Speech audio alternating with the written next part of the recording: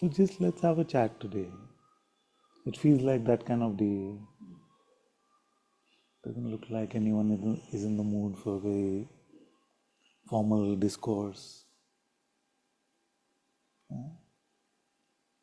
So let's have a high tea chat. And the Ma of the Sangha can, if she's benevolent, she can order some chai and sandwiches later. Cake is already there. Oh, cake is already there. We have good reason to celebrate as well. German Christmas bakery. German Christmas bakery. Oh wow. You have good reason to celebrate as well.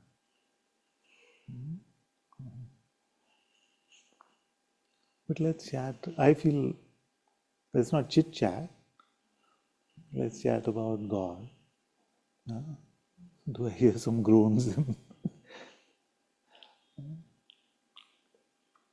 Just let's have a heart to heart conversation just about our relationship with God, what it means to us, what He means to us. And if you're feeling stuck somewhere, if you're feeling dejected along the path, or we don't really know where we're going, or even if we feel like it's beautiful, we're going very deeply into our heart,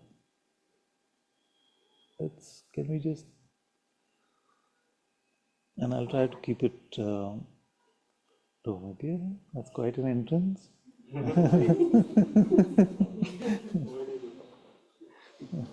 comes like that.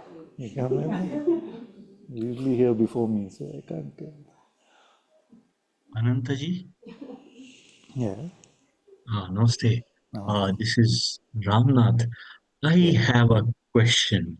okay. And you had mentioned, I think last or last to last, that to have a yearning to be in the company of God or something to that effect. One thing is, I meaning a yearning for joy, or what do you say? I don't know what bliss is, but I have something like a joy that I can understand. But when you say God, I'm not able to motivate myself for that. I see. And and Bhagwan also says, whenever you're doing a self-inquiry, uh, unless you find a joy, that love will not come, or rather, the love is not there, so joy will not come. And the flip side is, mind is drawn towards samsara. I mean, even if not anything else, at least a cricket match seems to give a sense of joy. I see. If India does well, that is. Right. So the pull is towards that, and here I see vacuum or sense of void. I don't know what to do. Okay, very good. So there are so many things we could be doing in the world,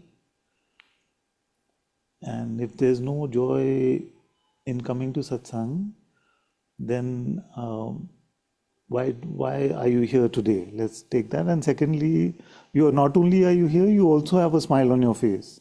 So it doesn't seem I, that I, joyless.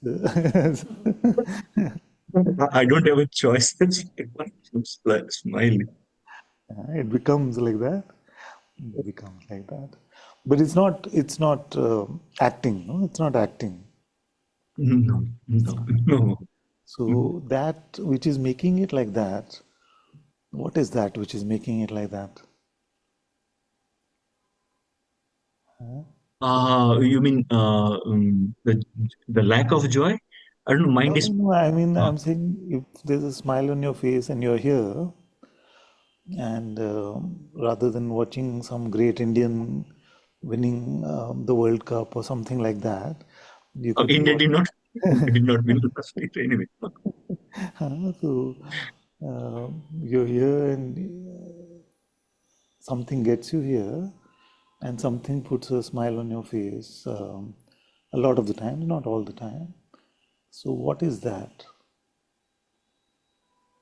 Right. One is that. since I have a month or two since I'm following your YouTube videos, I feel there is some sense of connect. And whatever you said, my heart says it's true. So that's why I come. But what another thing, what happens is, yeah, as long as I am talking to you or there is a good company of friends, it seems to be good, but it is not long lasting. The moment I'm off from my friend circle, then again it's again the sense of void. I see what you're saying. So the question is broader than, and I'll try not to get into very serious satsang discourse mode, since I promised so much. I should deliver at least a little bit on that promise. So Shiv said something beautifully one time, and I have never let him forget that, as much as he has wanted to. He said that, and Shiv, being Shiv in our Sangha, not Lord Shiva, so he said one time to me that there is something that I experience which doesn't have a material source and doesn't have a material cause, you see, and that is only when I come to satsang, or only when I'm in spirituality, or I'm in the heart. And I may be paraphrasing and he can correct me if I'm wrong, but he said that if it is without empirical causes, then what is that which makes me feel this way but is not phenomenal in nature? You see? And in the same way, I would say it is the same thing, let's call it thing, for just for communication, that brings us to satsang, that brings a causeless smile to our face many times. And when you say that my heart likes it, or my heart hears in satsang, it agrees with what you say, what is that heart? What is that heart?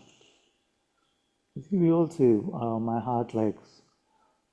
Some have told me that I don't like you, but somewhere in my heart I am drawn to you. I've got this kind of feedback also. So this heart is it just a mere emotional center? The center of emotions, which is the heart?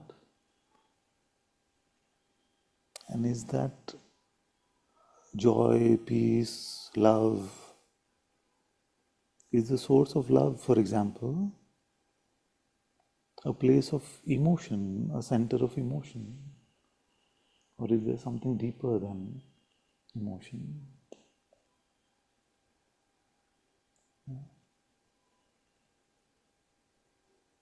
What is that heart?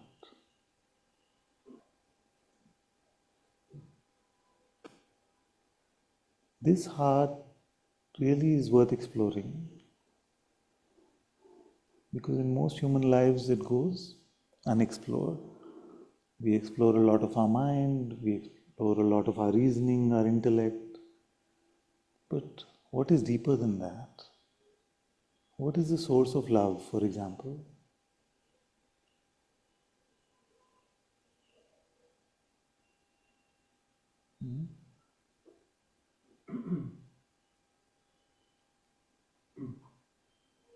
So you say you heard satsang about 2 months back, and something in your heart told you that it is good. So what is that? Is it an emotion in your heart? No, I don't know what it is, but yes, uh, since last 2 months, I don't think I have disagreed with what you have said. So In 2 months, I have often disagreed with what I have said. So you're doing better than me. fortunately, I have not. So that's good. But if we dig in deeper, is there a place within us which is beyond the realm of perception, beyond the realm of phenomena?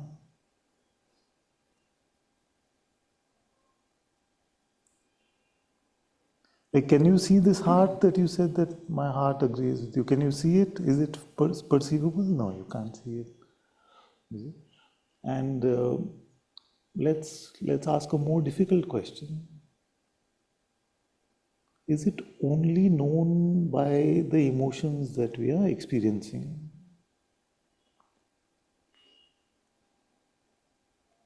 No, you say no.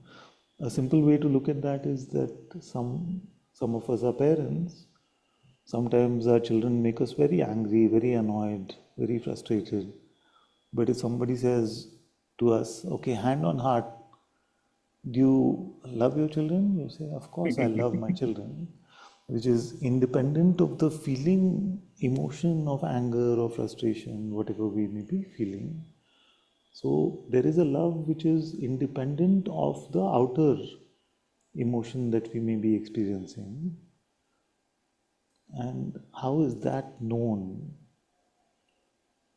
Like, how does that parent know that they love their children? Are they just saying because they are supposed to?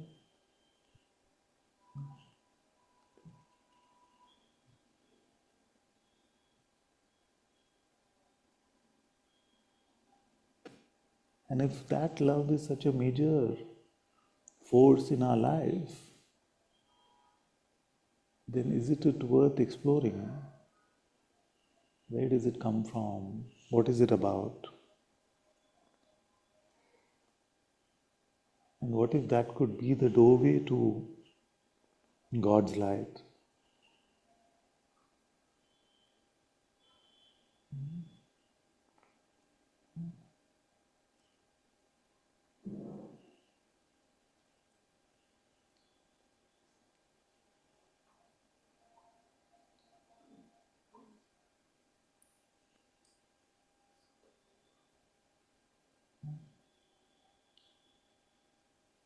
This is not turning out to be much of a chat, I can see. Looking for responses, we have Yes, please, please. wasn't sure. Just the natural. It's like we are, and Ramnath will continue to participate in the conversation, and everyone can. But we are just going to explore more and more deeply today together, so that we fall asleep at least after half an hour, not in the first 10 minutes for a change. We'll still hear, but we'll hear together. So this, and if you want to broaden it, you can say, what is that which is clear to us, but we don't know in what way it is clear to us?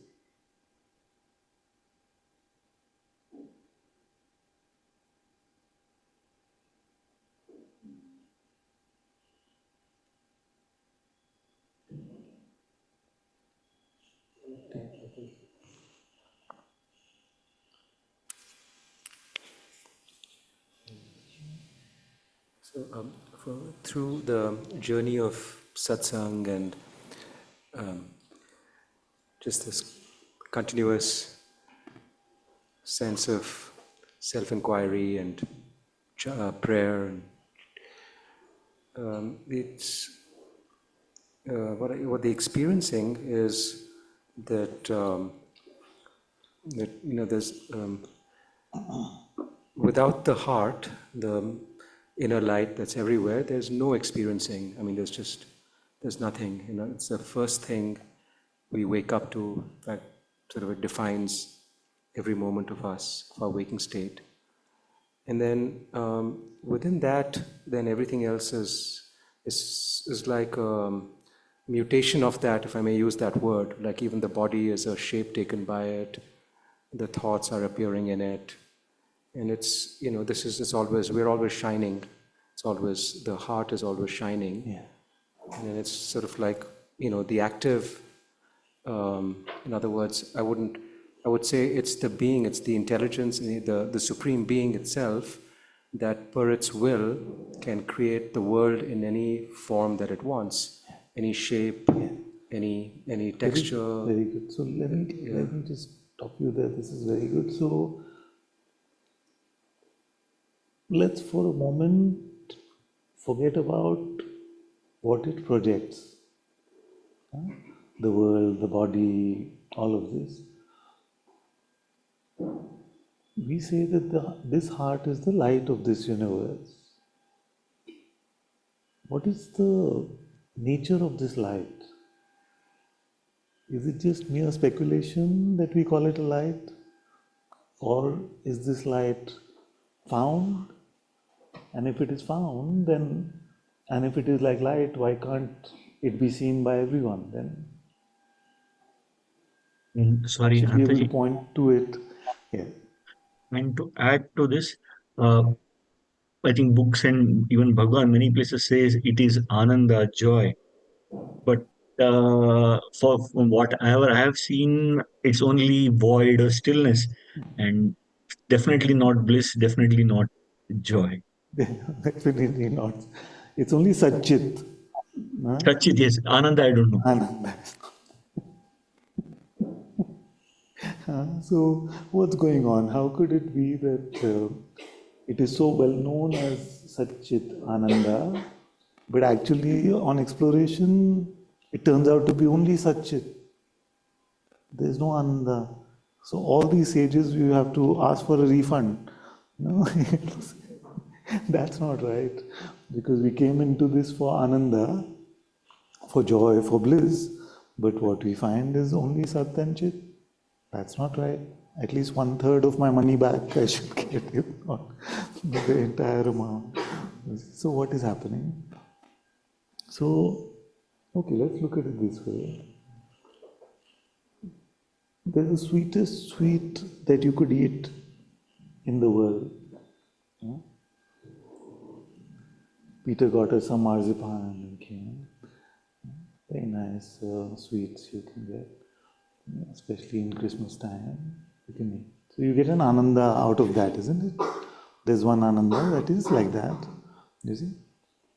Now, was that the ananda that Shiv was talking about? I don't know, I didn't ask him. But is that the ananda you were talking about? Just like having the most exquisite meal or hearing the best music. Was it that? Huh? You want to say? Like when you related to this, when you said, what is it that you're clear about but don't know how? Like even in the Matrix, Neo feels that something is wrong with the world. And in a way, something these material things won't satisfy. That I kind of know from experience, but there's something more to it. Somehow this won't satisfy that feeling. And similar to what you just asked right now, chocolate won't do it. Yes, you can have chocolate after the 100th chocolate. You don't want to eat it anymore. After we say we love this song, even a bhajan, we may say, I love it so much. You play it on loop for 3 days. After 3 days, you want to change at least for a few minutes. You want to change that music. So, but there's a different ananda which you really can't get enough of. And before we go to the void, this is before we get to the sheer nothingness of it all, but we'll talk about this. So that traditionally that ananda is called bhajan ananda, which is not the bhajan ananda in the way of listening to bhajan, that ananda, but the joy of being in God's presence. To be in remembrance of God leading to His presence, there's a certain sense that you get, isn't it? Like all the great sages of the past have said, Madhuram, Madhuram, like so sweet and so sweet to be with God's presence. and most of you I've seen for so many years, and just coming into his presence brings tears to our eyes, more than any sweet or chocolate ever could. It brings tears to our eyes. It brings a strange outer expression as well, but what we are feeling inwardly can really not be explained. It's immaculate in some way, and we don't want to leave that for whatever may be happening in the world. Have you seen? Like if you had a very good satsang, or you had a good session of devotional singing or prayer or inquiry, you feel something that you just don't want to leave from there. You just want to sit. And all of us, whether we are spiritual or not, to get a taste of this, because this is exquisite. And money can't buy this. No matter who you are in the world, you cannot get this. That just the most compelling, tempting thing in the world may be calling us, but just being in that presence, what you experience, it's unmatched.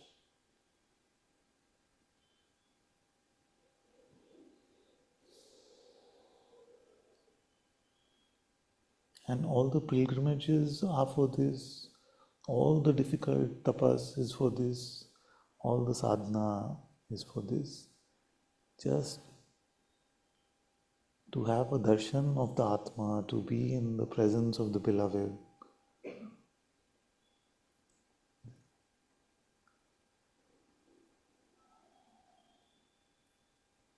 So we may say it is the sweetest, we may say it is the most sublime, but actually it is not sweet like the sweetness of the tongue. It's not sublime like a beautiful mountain or some imagery. It is beyond the senses. It is beyond the material.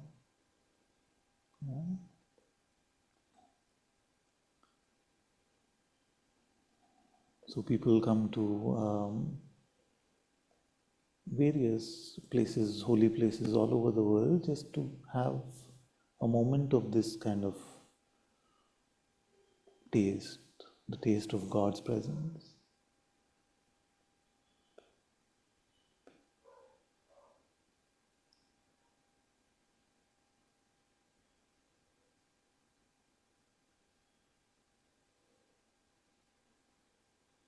So first you had this objective Ananda, Vishaya Ananda. Then you have this Bhajan Ananda, which is just something absurd and sublime that you experience from somewhere deep within yourself, but you can't really place a finger on it. And that is an exquisite place, it's an exquisite taste.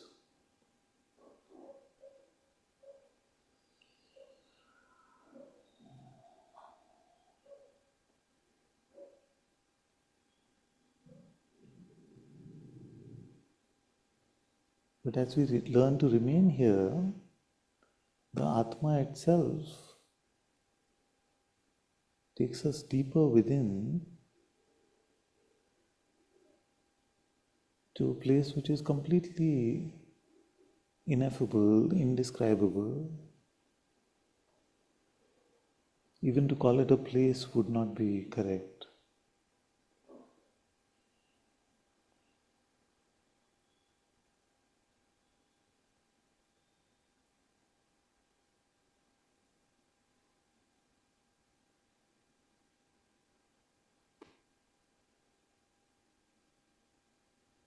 Some may call it revelation of the highest, the absolute.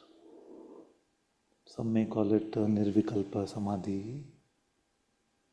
Some may call it a sheer emptiness.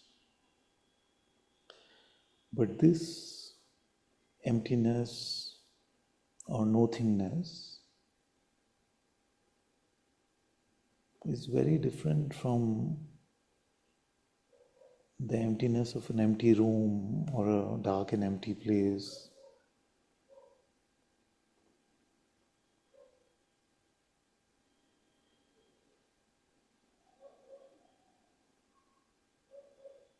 Because in the mind, in the intellect, what should happen is that it should be like a limbo, it should be like a void.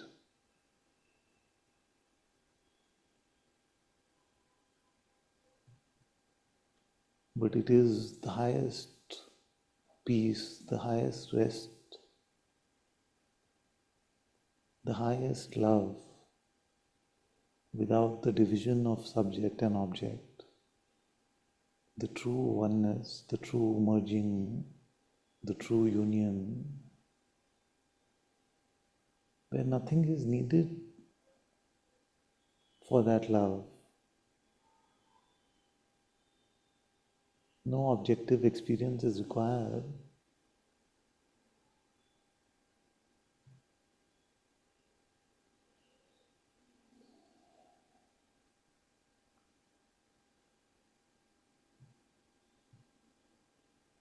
That is why even in the most ecstatic experiences of the mystics, they yearn for this point of union.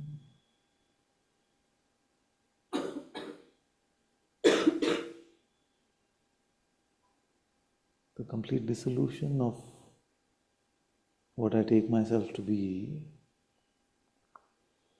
and everything that comes and goes in this universe.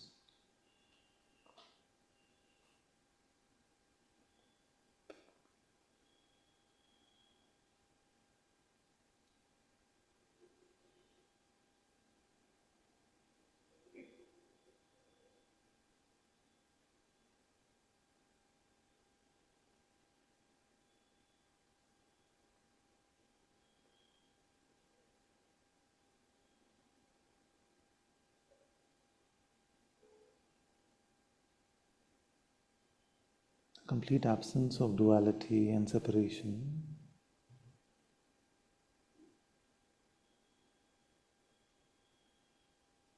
This highest, the experience of that is called Brahmananda. When we come to the Ananda of Brahman itself.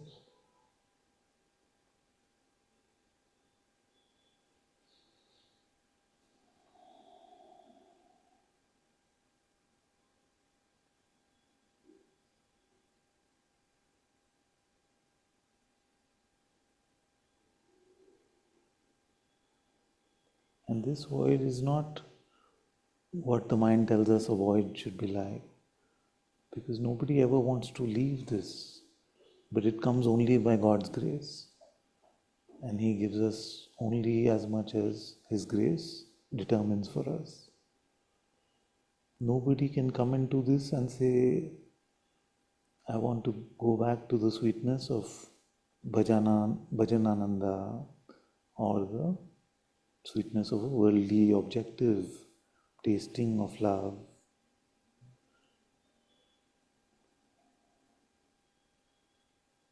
But how much of it we stay in the waking state with this is up to God's grace.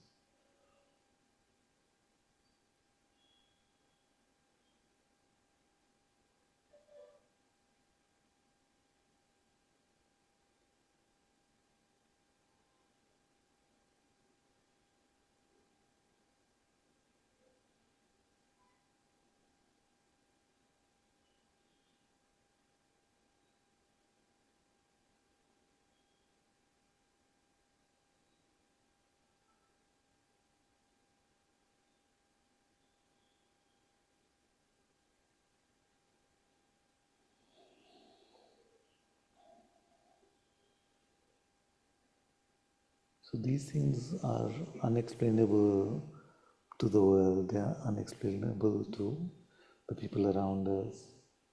Sometimes we just want to sit in our rooms. Everyone comes and says, Why are you just sitting by yourself? Are you depressed? Are you feeling sad? Come, come, you must do something, you must make something of your life. But because this is so unexplainable, because you can't even go and say, but I'm feeling so much joy, I'm feeling so much peace, because what you're feeling doesn't have words for it. There are no words in language that describe what is happening to you. So it becomes very difficult to explain. So this is the Ananda part of the Satchidananda.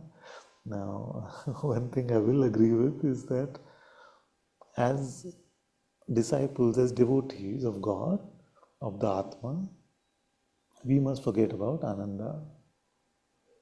Our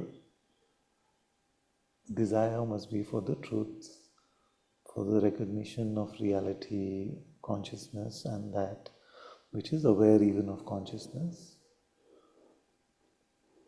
Because if we anchor after Ananda, it seems to run from us. If we run after Sat and Chit, then Ananda runs after us.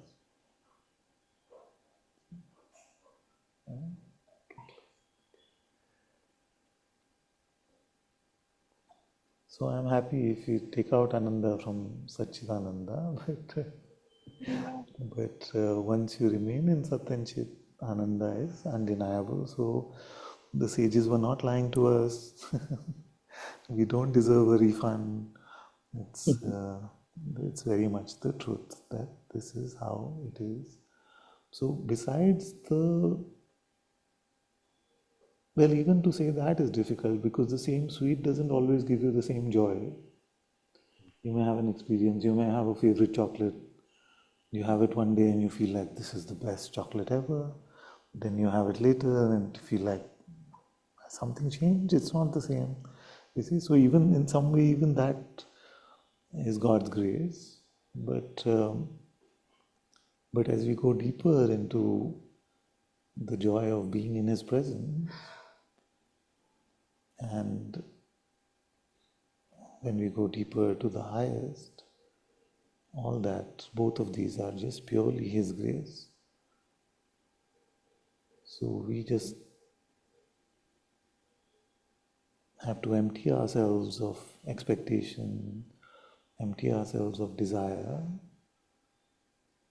A true love is not based on reciprocation. A true love is just based on love itself. So we have to play our part in loving God or loving the truths to do the inquiry, whatever the path may be.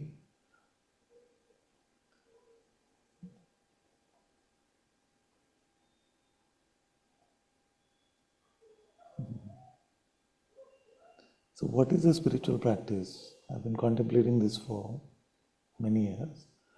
A spiritual practice is basically just the time spent when we are not being selfish. That is a spiritual practice. It doesn't matter whether it is seva, sadhana, satsang, whatever may be happening. It is just those moments where we are not obsessing about ourselves, we are getting over ourselves. That is a spiritual practice.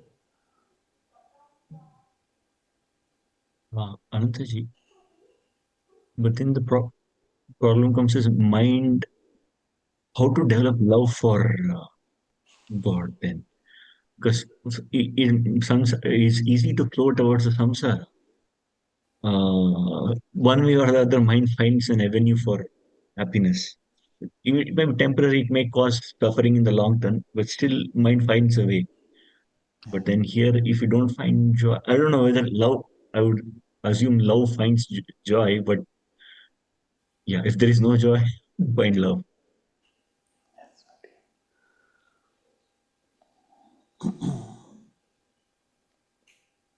How do we love God deeper?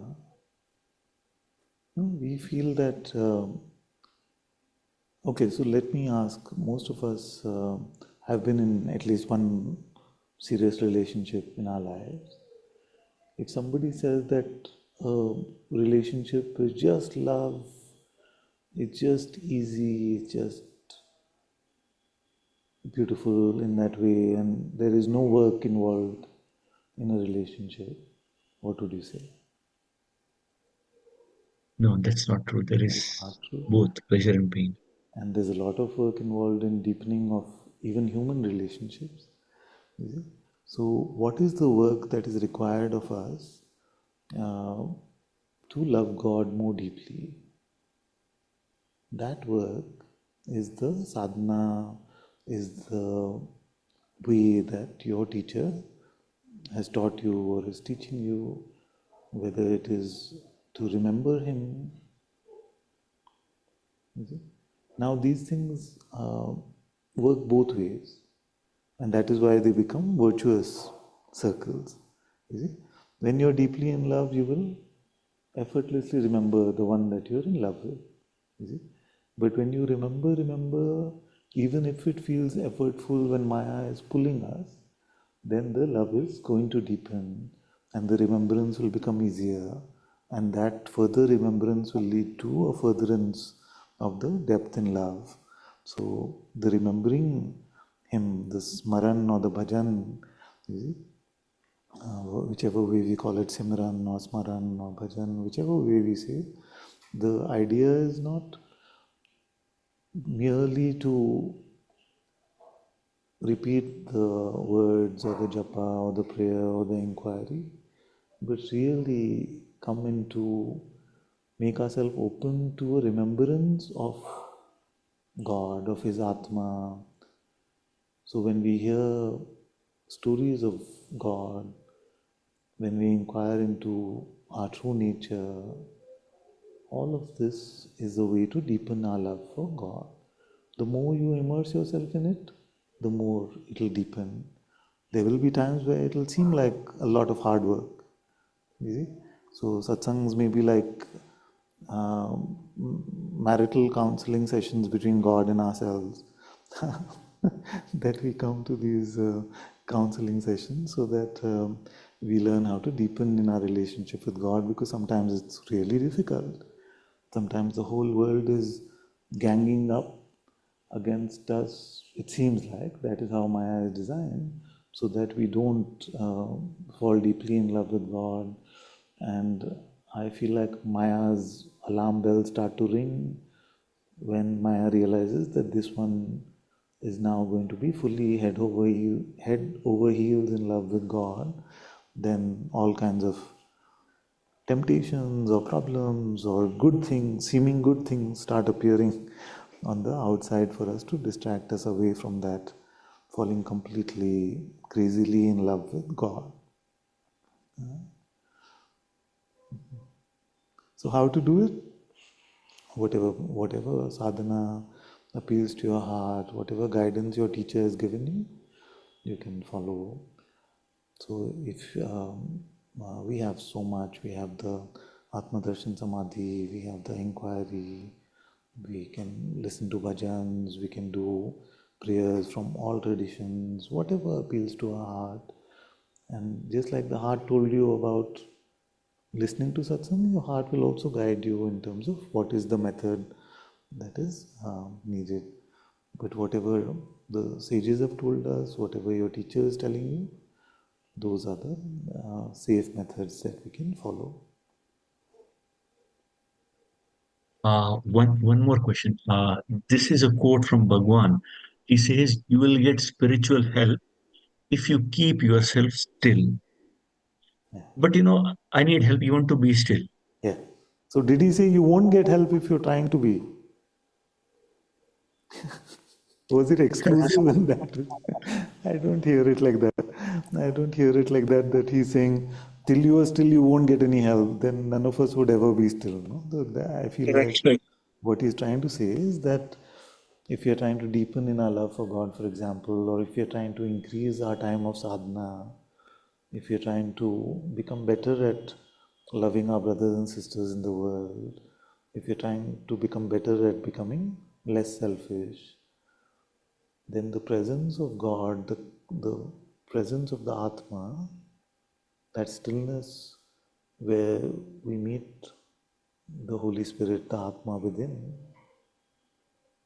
that teaches us, it gives us the strength to fight against the temptations of the world, fight against selfishness, prevents us becoming egotistical, and it also gives us the strength to deepen in that, remaining in that stillness. It helps us becoming truthful and kind. Are you seeing that how it is all interconnected? If you're truthful and kind, you will find it easier to be still. If you're still, it will help you be more truthful and kind. So in a way, things that I used to scoff at the beginning of spirituality, because I used to consider myself very modern and rebellious and all of those things, I'm starting to realize that things like virtues are very, very important. To not get angry, to not approach things from a place of me first, to be kind, to be loving in our expression. All of those things help us feel more deeply connected with God's presence. That is stillness. And this stillness then helps us becoming more of those things that that are called virtues or morality. It's all deeply interconnected. So all of these are usually vicious circles in the human condition. We turn them around and they become Virtuous. virtuous circles, cycles. Okay. One or two more questions. Here, Nisargadatta Maharaj says, keep quiet. All the big guns are coming. What will this He says, foolish man answer about Bhagwan and Maharaj? Okay, let's he crack. says, he says, keep quiet, undisturbed, and the wisdom and the power will come on their own. It is very easy to be quiet, but willingness is rare. Actually, that part is very scary. It's not easy to be quiet, and of course, willingness also is not there, but still. Yeah. Well, sometimes the sages speak from their standpoint, and because they are mostly desireless, then they find it so easy to remain like that. You see, the desirelessness leads to that ease of remaining in that, because it is our desire. And desire is not just lust, it's just any sort of wanting to indulge in worldly pursuits rather than just remain quiet and still. So this is very beautiful that you brought out these 2 points, because today itself I was feeling like if somebody was to ask me what to do, Ananta, tell me in a simple way, what is it that you're saying? You're saying so much and you speak so much every time, but what is it that you are advising us to do? If you were to put it in the most simple words, then what would that be? And I was actually in the process of reading something by Saint Therese when I was inspired to ask and answer this question for myself.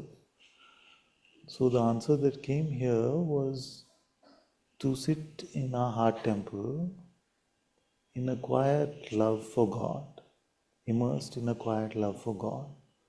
That's simply all that I'm trying to say. To sit in a heart temple immersed in a quiet love for God.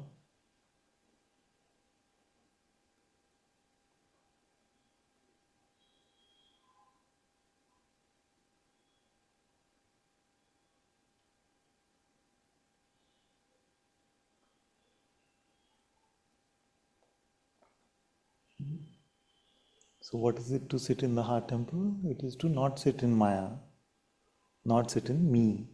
Maya is Maya, me has come. So to sit in the heart temple, somewhere we know what it means to be inward facing, but when we need an explanation, that to not sit in Maya. And like the sages you mentioned, have said quiet is very important. To come to the, I would add Saint Teresa of Avila, so many great Western sages also who have said contemplative prayer or prayer of the quiet or the cloud of unknowing, which is all different ways of saying the same thing, which is to just be quiet in God's presence, immersed in a love for Him, in a remembrance of Him.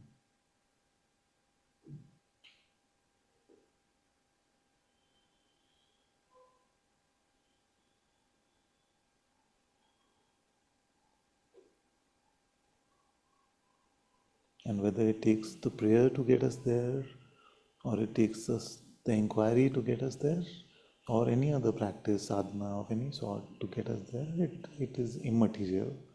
It doesn't matter as long as the point is to get here.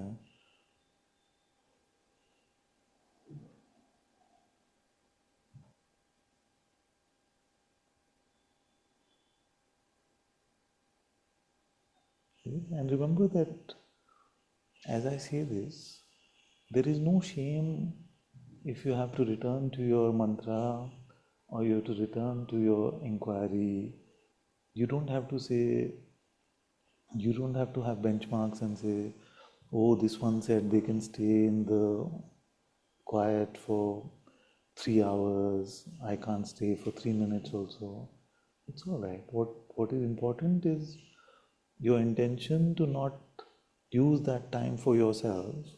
It is your intention to use that time growing your love for God or deepening in your love for God and to remain in His presence. That's all. That intention is all that is important. So we don't have to then compare and say, but he said that you can spend many hours like this, but I can't spend many seconds also. That is too difficult. So we find ways to, so this becomes another distraction to get out of it rather than to deepen in it. You see?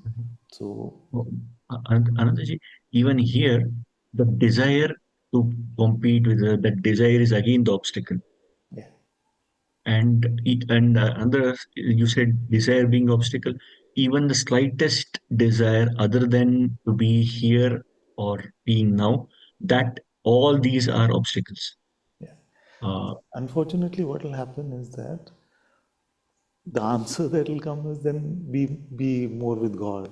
But then you'll say, but then you said that if you have this desire, then that blocks us from being more with God. So it sounds more and more like a chicken and egg problem, that how do we actually start?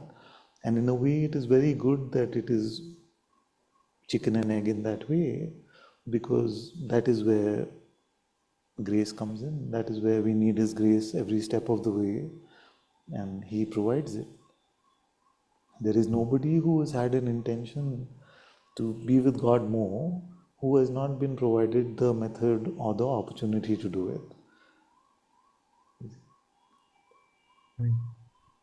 But coming back to the point you said, desire, even the slightest desire is an obstacle in the sense, what will happen tomorrow?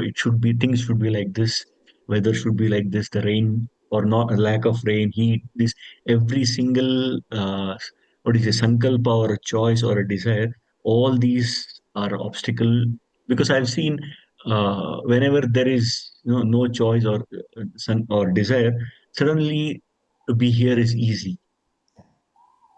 But then So, again, what is the difference? This okay. So thank you for asking this. This is a very important point. Why is an obstacle course designed, and how is an obstacle course different from a dead end? you need extra energy to jump. No, but an obstacle course is designed. No, people design it for themselves or for some type of sport. An obstacle is meant to be overcome. A dead end is meant to stop us. So when we say desires or obstacles, look at them as meant to be overcome rather than as showstoppers. Huh? What did I say? Huh? Okay, okay. So let me explain again. People make obstacle courses, no? Oh, okay, okay, okay. So obstacle courses you could have like for children, you could have like tiny hurdles and some ponds you have to jump over. They could be for cars that you have to jump over this obstacle courses, all of that. So they are designed not so that people just don't try and overcome the obstacles. They may be a bit difficult, but they're designed to be overcome. Versus a dead end means there's a dead end. You can't go anywhere. It's a block. So when we say desires are obstacles, they are not dead ends. They are obstacles which are meant to be overcome. That's what I was trying to say. Thank you for asking.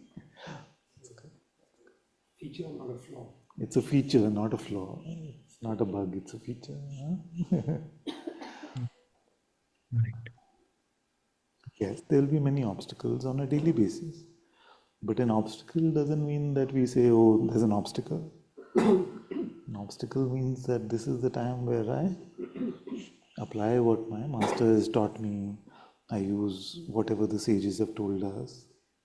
They've told us only because there are obstacles. They would not need to speak at all if there were no obstacle.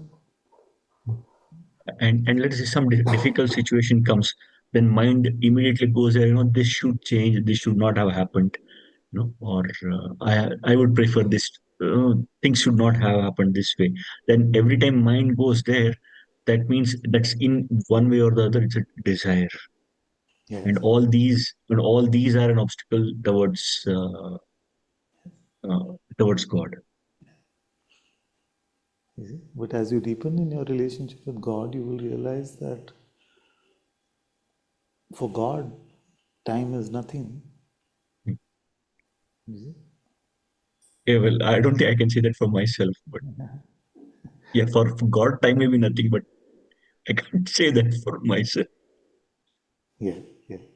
But what is important is what is it for God? So, because we are praying to God, and we must never pray under a precondition that, oh, God can only take care of future, He can't take care of past.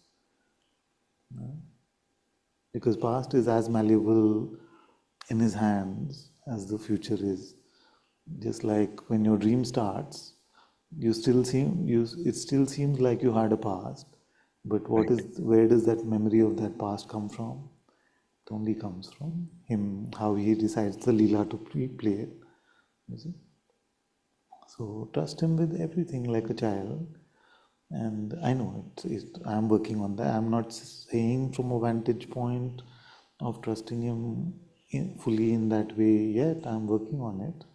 But let's work on this together, that we all leave everything to Him, past, present, future.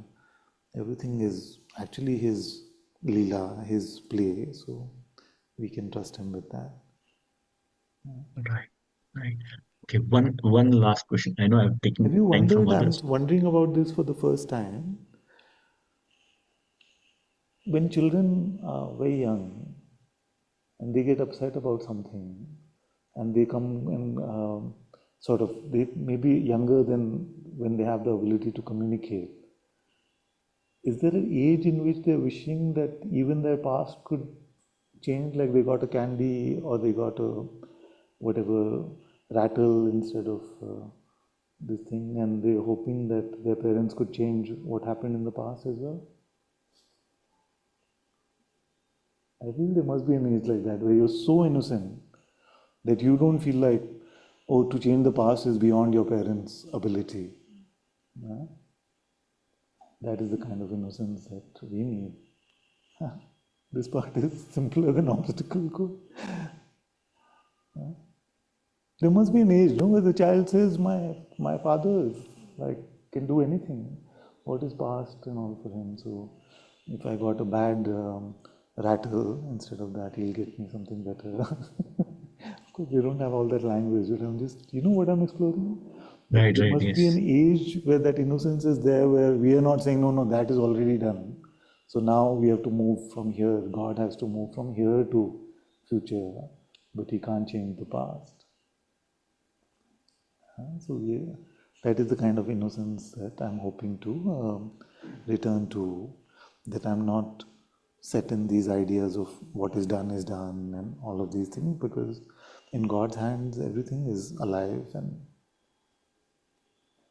And some people who grow old and senile, they also express Are you such saying something things. about this beard? Or no, I'm just kidding. Don't worry, mate. What happened? They grow old and senile. Okay. So they tend to express such ideas similar to children. Yeah. So yeah, I can relate to that. Well, it's complicated. Again, we explored this topic about what about the mind? What does it mean to lose your mind? Then how is it that if you have quote unquote lost your mind, then why are those people not closer to God? And I realized that many times when we say people have lost their mind, we are also talking about people who become very, very obsessed with every single thought in their mind. You see, so you will see them, and they will be repeating every thought that is coming to them. There is no that point of taking the tongs and picking up belief in the thought. That seems to completely be almost immediate. So So many times when we say somebody has lost their mind, they're actually very deeply embroiled in the mind. So in those cases, we cannot compare them to sages or to innocent children. There could be some which I don't know whether I've really come across anyone like that, but there could be some that have really retreated into the space of silence beyond the mind. But I feel like they would be recognized as an avduta, or as something like, there's so many examples of these, no, in India, that you had people like Baba Jan, Meher Baba, all of those who outwardly gave the experience of being almost mad, you see, but inwardly they had a lot of depth, they had a lot of insight, they were living in God's presence. So it's that one subtle seeming difference is a huge difference. Like, what does it mean to go mad or to lose your mind?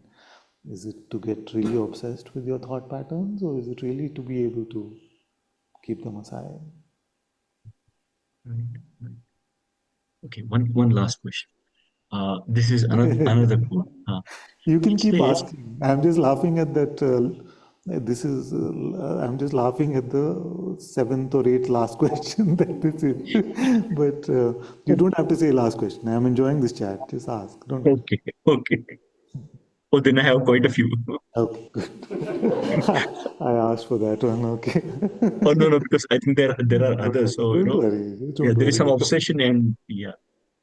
So here he says, unless you make tremendous effort, you will not be convinced that effort will take you nowhere. And Who then he says says that? the self, I think this is the smaller self, the ego, I guess. The self is so self-confident that unless it is totally discouraged, it will not give up. Mere verbal conviction is not enough. Right. I mean, the reason is, how do you know whether I'm genuinely fed up, genuinely tired, or I'm giving it an excuse to be lazy? How to know whether you're. So you want me to take the effort to unravel this question for you, this question about effort and not effort. I'm lazy. I'm lazy to do. What is the statement? Till you put in He's an extreme amount of effort, you realize that effort does not get you takes there. you nowhere. The self is so self-confident that unless it is totally discouraged, it will not give up. So Yes, I the guess you are ego end of upfront. all your effort that I can do it, I can achieve it. But then again, this can be used as excuse also. Advaita excuse, yes, very much. So, Bhagwan, I feel like said this very clearly. I don't know whose quote, whether it was Maharaj or Bhagwan, this one was, but he said at another time that as long as you feel like you can do something, you can put effort, then you must put the effort towards God or to yourself, to the true self, not the self in the quote. So, and we also, I feel like we spoke about this, where I said that it's easy to come into satsang and talk about non-doership, that I'm not the doer. It's very popular. I'm not the doer. I'm not the doer. But to really live a life which is empty of doership, if you're doing it at work, if you're doing it with relationships, everywhere we are not picking up this duality of doership, we're just observing the movement within consciousness, then we may say, I'm not the doer. So, till we are trying to make money, till we are trying to have happy relationships, till we are trying to take care of the body, and we consider ourselves the doer of all of those things, then we must do the sadhana, the practices that the teachers have guided us to.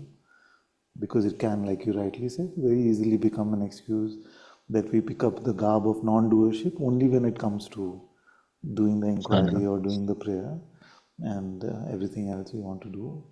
And the second question, as far as that is concerned, is that if you ask yourself, who is that you that is not the doer, where do you reach?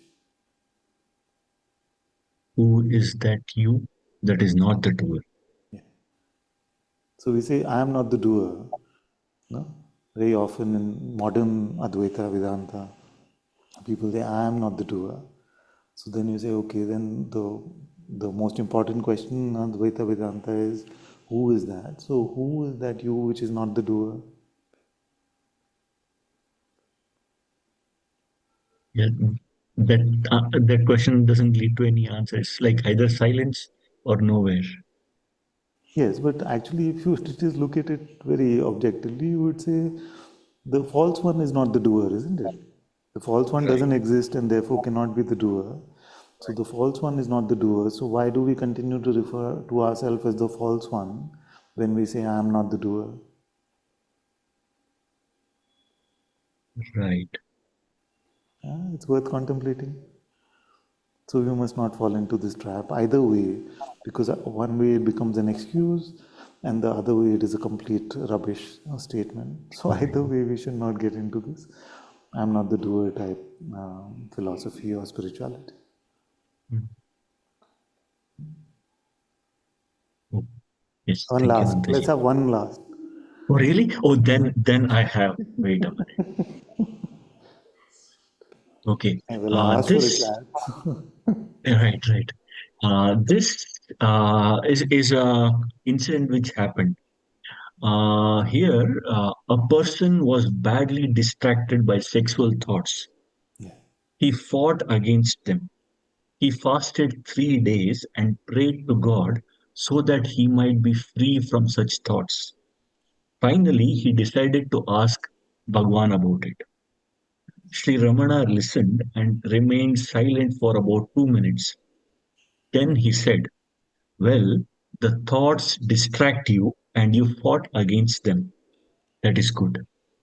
Why do you continue to think of them now? Whenever such thoughts arise, consider to whom they arise and they will flee away from you. Never happened. Never happened. That part you inserted. Huh? Huh? The last Yeah, part. Yeah. that is my. Whenever such thoughts arise, consider to whom they arise and they will flee away from you. They will see. It doesn't work, you're saying? Yeah, on which planet, I don't know, but yeah. It's all right. It's all right. Um, Maybe it was all right for that questioner to hear that answer. The same answer doesn't always apply to everyone. So we must find out then for ourselves what works and just use that. I'm sure we can find some things that help, that free us from this feverishness. At least the feverishness is not auspicious, that much we can tell. So whatever tool helps you, use that. It's okay. But then again, many questions, whenever anyone comes with that, it's like they say it's a Brahmastra. He asks, to whom does this question come? To whom does this problem arise? And beyond that, I mean, it might work for somebody, but doesn't seem to be practical, or at least not to me. Yes, my dear, you have to see that in those days to get to, and many of the visitors were foreign visitors, so to get to Tiruvannamalai needed a voyage, needed many months of hard work to get there. So the people who would be coming would be, I would say, quite well versed in inquiry, quite well versed in Bhagwan's path, and they would then show up at his door and then ask these kind of questions. And for them, because they would be so deeply immersed in self inquiry, then this would seem like a Brahmastra. This would be useful. So, if you were to look at a modern day Sangha, there could be some who say, yeah, but who wants this desire to be fulfilled?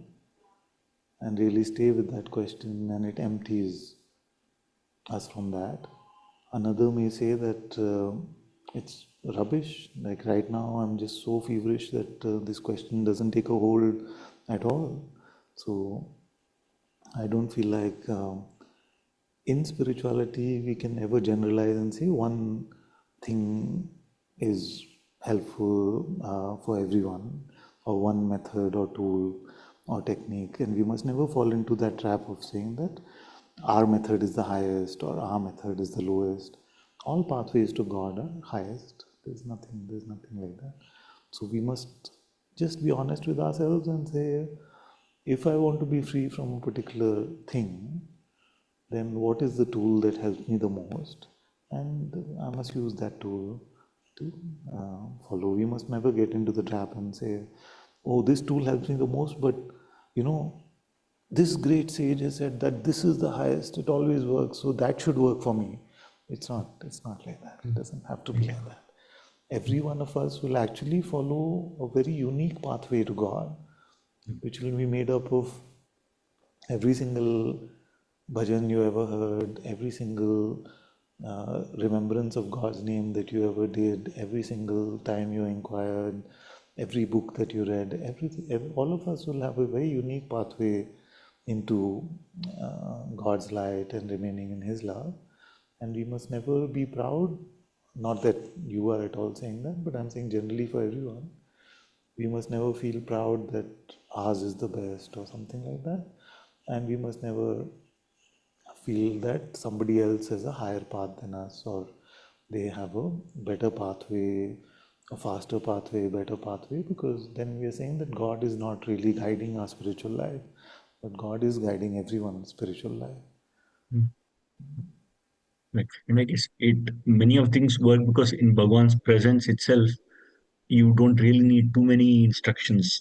The very fact that you are in his presence, I think the rest half of the work takes care. Well, what happens is that later on, when we don't have the opportunity to be in his presence, then we feel like, wow, what must it be? But if you visit the ashram, you see it's quite a small ashram, few seating spaces. When most of his life, the final, the big hall was much, much later. So the small spaces, and there were people who used to criticize him and say, I went to that man for so many years, he didn't do anything for me, and all of these things. So Maya finds a way, even with the highest sages, to play its part and put doubt in our minds.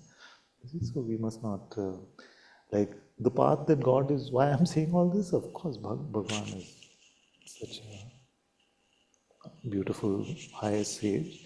I'm only saying that we must never doubt the path God has laid down for us to lead, and He's giving us all the support and everything that we need to come to Him. Thank you.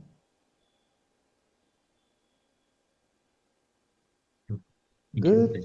Okay. Very good, very good. It was a refreshing chat because the questions are not what we usually hear in satsang. So very nice.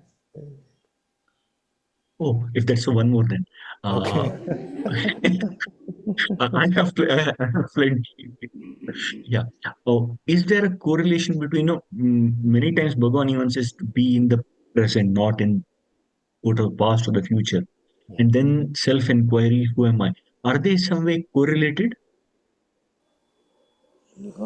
fully, they have to be fully correlated in the sense that can we really sincerely look at who I am if we are dwelling on the past or the future? We have to, when we say, Right. in a way, center ourselves, it is to just collect ourselves and bring ourselves away from anxiety about the future and regret about the past or just pride about the past or any of these things. So I feel like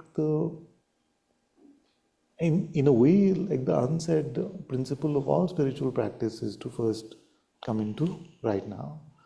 Right. Even if Right. you're going to pray to him, we're going to say even a single Ram, it will not really be heartfelt unless if we are caught up in some worry about the past or some anxiety about the future. So we have to center ourselves in that way. And when we say we have to make ourselves fully available to God, this is one of the steps of doing that, that we cannot be concerned about the past and future. We have to be fully available to God in this moment. So this is the unsaid rule in all spiritual practice. Okay, thank you. Thank How you. many? What is your list like? What is the total size? Oh, no, no. Usually what happens is I create a WhatsApp group and Ah, I'm the only member there. I And see. all the queries I send it to myself Yes, so that I that, can ask someone. that's So, self-inquiry. That's very good. It's not bad. It's very good. It's very good. It's very good. I used to have a lot of these notes and questions, contemplations. Still have quite a few. So it's very good. It's a very important part of the process to really dive deeply into what is happening. So it takes us beyond the intellect to a deeper place of intuitive insight. It's very good. Very good. Very good.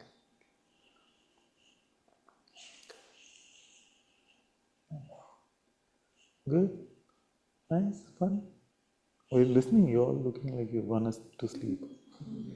I enjoy it. Yeah. Without, huh? Okay. Let's try. With all. I heard without humility.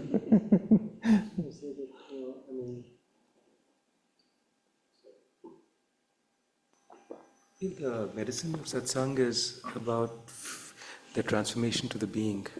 So every question and every answer should take us deeper into the dissolution of the boundaries and limits we feel, to feeling the sweetness of the holy presence and feeling like we are one with it.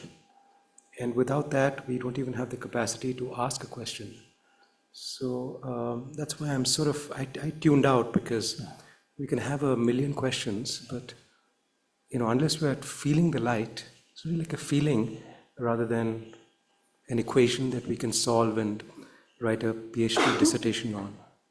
So I'm just saying, for me at least, I sort of after a while glazed out, like without feeling the light, which is the essence, what are we trying to solve? Like which dimension are we trying to write something on the attributes, or try to capture in our mind in a way that we can reproduce to other people, or perhaps we can explain. I don't know. So I sort of, if I may just say so, at least for me, it felt like we're just in the wrong Playground. playground, wrong instrument, if I may say so. Sorry, I didn't mean No, to no, be, not at but I all. just wanted to share honestly.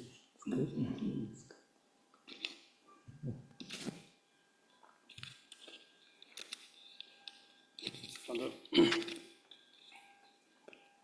lately, Father, what should be a good news doesn't sound very good news. I would not say it's despair or disappointment, but specifically when you talk that every moment is, even for you, it's more deepening and lots of love is still getting explored. Till now, I always had some state to be as an ambition, saying that, okay, I have to be with God forever or as much as I can. But then when last satsang also we talked that those great rishis are still praying and still trying and still in love and meditation and prayer. So this, when it comes as this is an endless story, then it's some sort of disappointment is there. Then this is like never ending. It should be a good news, and logically it is a good news. But still, it's like I had something to achieve earlier. Now even that is not there. There is no aim there. It's just, even if I reach till Father, he is still searching for more. I'm sorry, I don't know what to express this, but No, I get you it's fully. getting some level of frustration that Because you were talking about Vishwamitra, that sage Vishwamitra. yeah, or any sage who is there forever is still praying, then I will also, I'm not even there, then how much to pray? It's like, how much more to pray, my Father? And it's good news that you, as you said, that it's more and more deepening and more love. But then it sounds like a never-ending story, and I had a goal which doesn't exist anymore. So, what? So Thank you. So, we started this conversation last week also, last time also, that our sadhana can seem like tapas a lot of the times. But sadhana is not always tapas, not always difficulty. Sadhana is just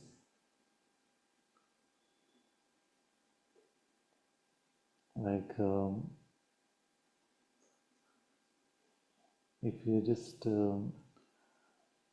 if I go back to my house and I just want to be alone and sit in God's presence, it is considered sadhana, but it is not tapas anymore.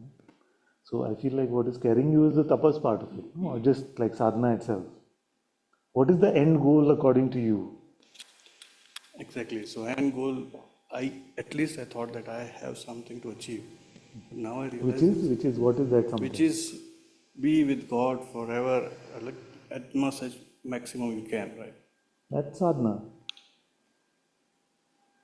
But that wasn't. I wanted to be there.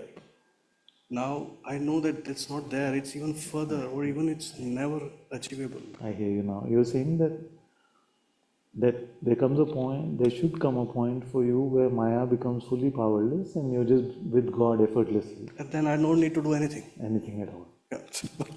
But looking at you, when you say that I am still struggling, or those saints which are still praying, Yeah.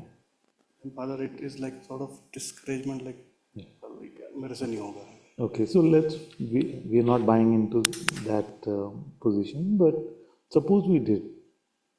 Suppose we said you are right.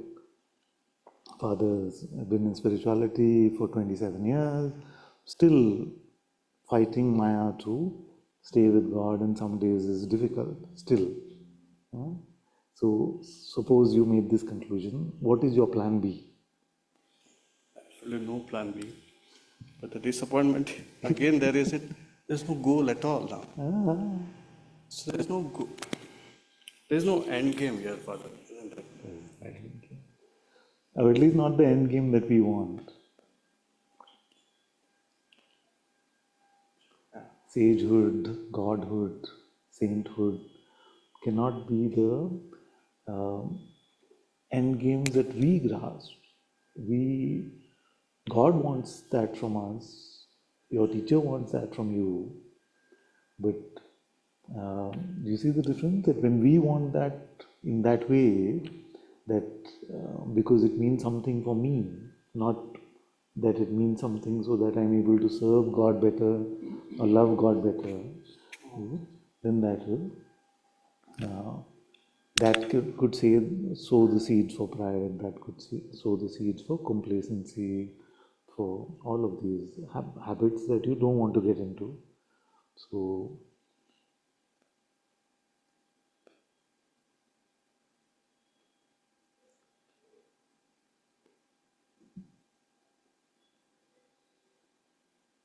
what is the most honest thing that I can tell you all about my life? I can tell you honestly that in spite of it being clear for so many years that he is here, his presence is here, that true nature of myself being apparent intuitively, if I said that there's one day that goes by where Maya doesn't try to tempt me away from him into worldly distraction, and it still has some gravitation, if I did not admit that, then I would be lying. And I never want to lie to all of you, because if I lie in his name, I will not be able to face him ever. I don't want to, even like many excuses that we end up making as teachers, is that it is important for the disciples' devotion to deepen or faith to deepen.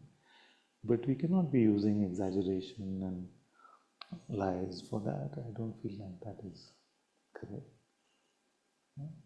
On the other hand, and that I have to learn a bit more, I'm very sheepish about that end of it, which is that like Ma Teresa of Avila says that we must always share, or not always, but often share the graces and consolation that we receive from God in our spiritual journey, which I've always been very diffident of sharing those, and also because in India the conditioning is to keep those things secret because they become, it can cause a lot of pride, and it can cause a lot of encouragement to get into sort of states of visualization and hallucination and all of that. So, but I realized that little bit of that I will start doing slowly, so that none of you feel like the spiritual life is such a drag. Every day this man comes in and says he's a foolish beggar, he's a fool, he doesn't know anything. What am I doing? Then he never tells us any of the good stuff. Nothing good is ever happening to him. He's only like looking at his pride and his ego, and seeing how foolish he is all day. So I realize there's a danger in that thing also, to just emphasize on that aspect. So although it doesn't come to me naturally, little I'll share with you in terms of what is the good stuff, what is the good stuff that happens also. You can share. Not today.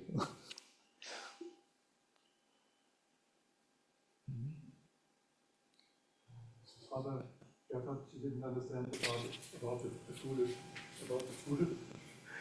Can you explain? Yeah, I'm too foolish to explain that, but let me try.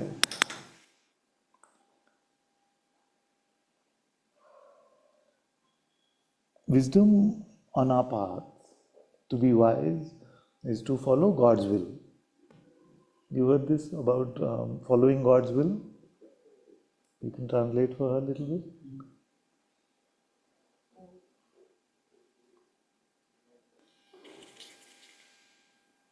So,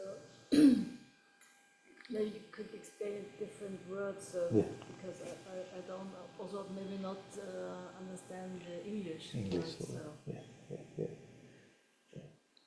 So, do you have a notion of God's will? What is that in German? How would you say? To follow God's will?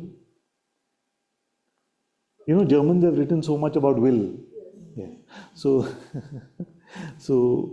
the concept of God's will is very much present in all religions, all traditions of spirituality, isn't it? So to follow God's will, which means that God's spirit, God's Atma within, we have to surrender to that, and it moves you, it guides you as to what is needed. So, in a simple way, that is what to follow God's will would mean. Is it? So that would make me very wise if I did that all the time. But because I don't do that so many times I just go with what my mind is saying, or I feel like I know what is right or wrong. So I follow my will, my individuality, what I think is right, instead of patiently surrendering to God and allowing Him to move me. So, because I do this so many times every day, that's why I say I'm still quite foolish. Maybe, but maybe it's also God's will. So He gives us two things. One, I think, coming back to your beginning. So you have been talking about the difference between emotions and the different and something feeling inside, what we in German say Stimmung. So we are gestimmt, which is nothing cognitive. So it's there. And but I think so. If we are creatures of God, He gives us both. So He also gives us a mind to use it, and to follow God's will is more like an atmosphere. So what we, it's not nothing we can think about what it would be. Exactly. So it just guides us as eine Grundstimmung in our life, and the rest is what He gave us, the cognitive to use our human body and to use our context and to try to follow what could be meant by this Stimmtsein, so I would say. I hear you fully. So, another way to say that would be to say that so many times in the day, I have the possibility to go with love, you see, but I go with pride, or I go with separation, maybe hatred. So those times I'm trying to deepen in my love for God in those times, so I'm not swayed by pride and hatred and anger. Now, your point also in a way was that could that also be God's will? Was it also? Yes. Yes. In a way, it is all part of His broader framework. And yet, I feel like we all have to admit that in this process of life, we are learning something every day. Because if everything was perfect as is God's will, then if everything was perfect, there was no possibility for us to work on ourselves, to deepen. So, this work of deepening in humility, deepening in love, deepening in faith is an ongoing process in my life. And I'm saying that often because I want to break this idea that many in India have, maybe in the West also there is this idea of reaching like the top of some mountain. They feel like somebody has reached the top of the mountain and now they have nothing to work on for themselves and they have nothing new to learn for themselves. They can only teach. But it is not the case in my case. There's still so much to learn, so much, and that is what I call foolishness. The blind spots, you see, where I can't see where I'm being prideful or egotistical. And when they show up, then you say, I've been foolish for 50 years. Half a century, I've carried this pride about this thing. So, it's not an oppressive exploration. Like I'm not saying, "Oh, I'm so foolish." It's more a joyful exploration that so many blind spots that I have are being shown to me in God's light, and in deepening and in the openness of contemplation. That's where it comes from.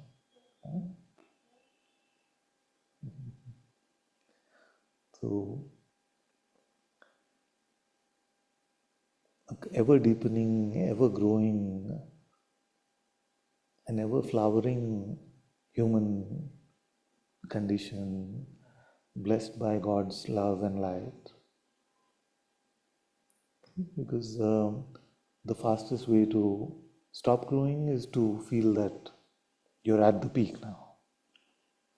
You've got it all, you've achieved it all, you've had the highest experiences, you can see the biggest things. It's not true.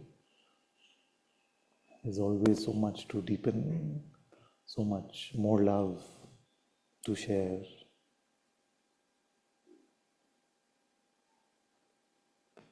How many instances are there in my life every day where I could have shared more love, but I pick convenience, or I pick uh, myself being involved in something else. It's all a process of learning that we have to go through.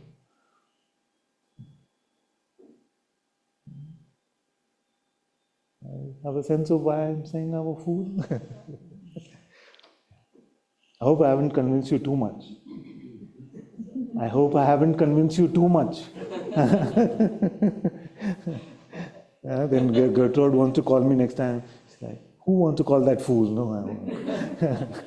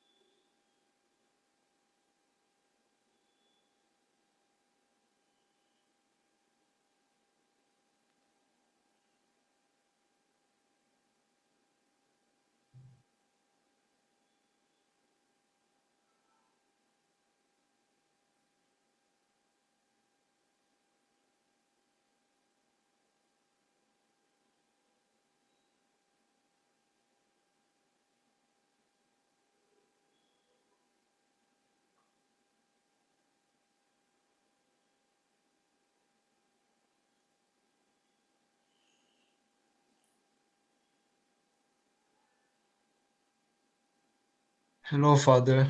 Hello, hello, my dear. I feel to expose something, if it's okay. Yeah. Um, it's something that I've had for many years now. And it's related to the village where my father was born in, and he had a house there, the house of my great grandparents. And every time I go there, I'm usually alone. I don't have much help, you know. Um, and the environment there, I feel, is very heavy for me, very pressure.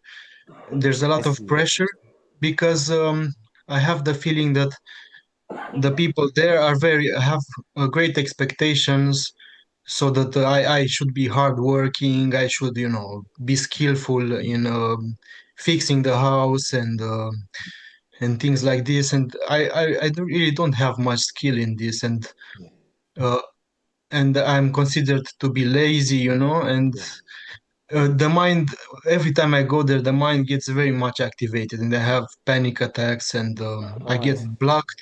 I can sometimes I can't do anything because the mind is very hard on me, and so just felt to expose this because it's always hard for me to go there, and sometimes I avoid. Yes. Yeah. Do you have to go now, or you're going there now, or This week I will this week? have to go in some day, and yeah. Nice, nice. Just know that this father loves you, and he's proud of you, and don't worry so much about other people's opinions and what they feel, because you're coming back home soon. Only for a week you go? Ah, no, I just go for maybe 4 or 5 hours in a day, Okay. because I can't stay there overnight. So I feel there are many things that have to be done there, and I don't have also the money, I don't have the skills, I don't have. So It sounds like it's any Indian family actually. It sounds like, all of us grow, live with that kind of pressure always from our families. So just know that your heart is leading you in the right way. You're deepening in what is most important, which is beyond life and death. So trust that these situations require a lot of faith and trust, and we'll be fine. Just know that we are here as your Sangha, your family. This is also your family. So we have no such pressure on you. We have no such expectations. We love you as you are. So don't worry about that so much. thank you, thank you, thank you. And send Sajan instead. Ah, he's in Portugal. Okay. Bless you. Bless Thank you, thank you. you.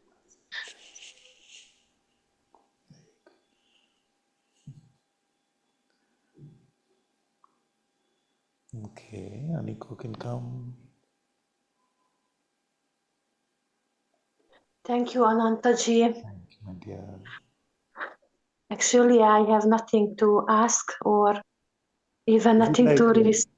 Ramnath's nothing, or Uh, actually, there is something in my heart, and I wish to be with you fully. I'm just joking? Like, I enjoyed his question actually. I have to be honest.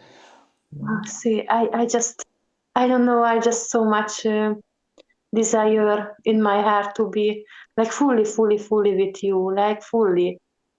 And I don't know how to ask this or what to say about this. Just, and I don't want to be like, I don't know, even when you share satsang and I just sitting in your field and just listen to you is still already so beautiful. I don't know how it's come now. I don't know what means full or not full, but Yeah,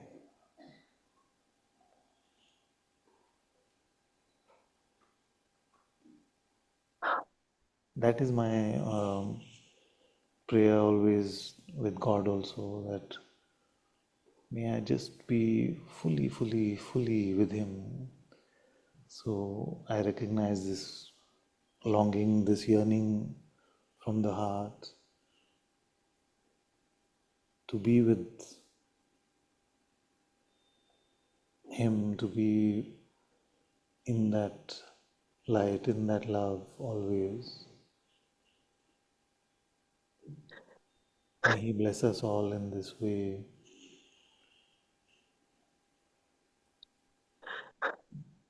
And all that is good from here comes only because of His grace. It's all His light. And in His grace, everything is possible.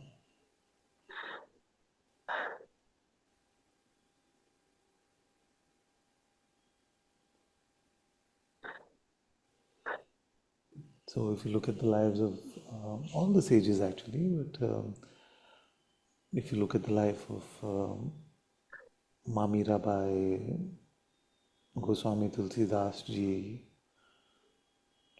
in their stories they're constantly pleading with God to fully merge them into Himself.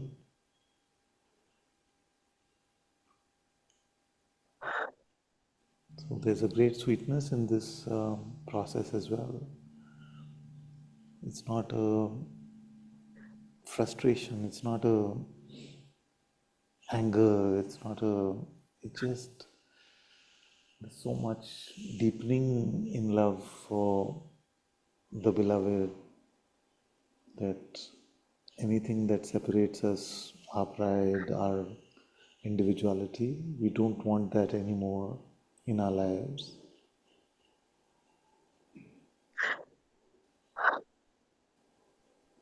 And this intention to be fully with Him in His light will provide the way also. Will provide the way as it has been doing. It's all good.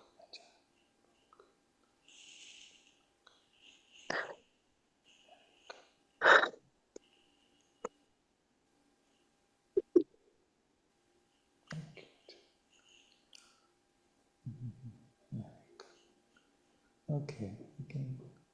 We're doing the hands thing again? Okay, we can do the hand. Okay, so Sajan can come. Hi, Father. Hello. Hello, my friend. Hi. I was so touched by what you shared so far, and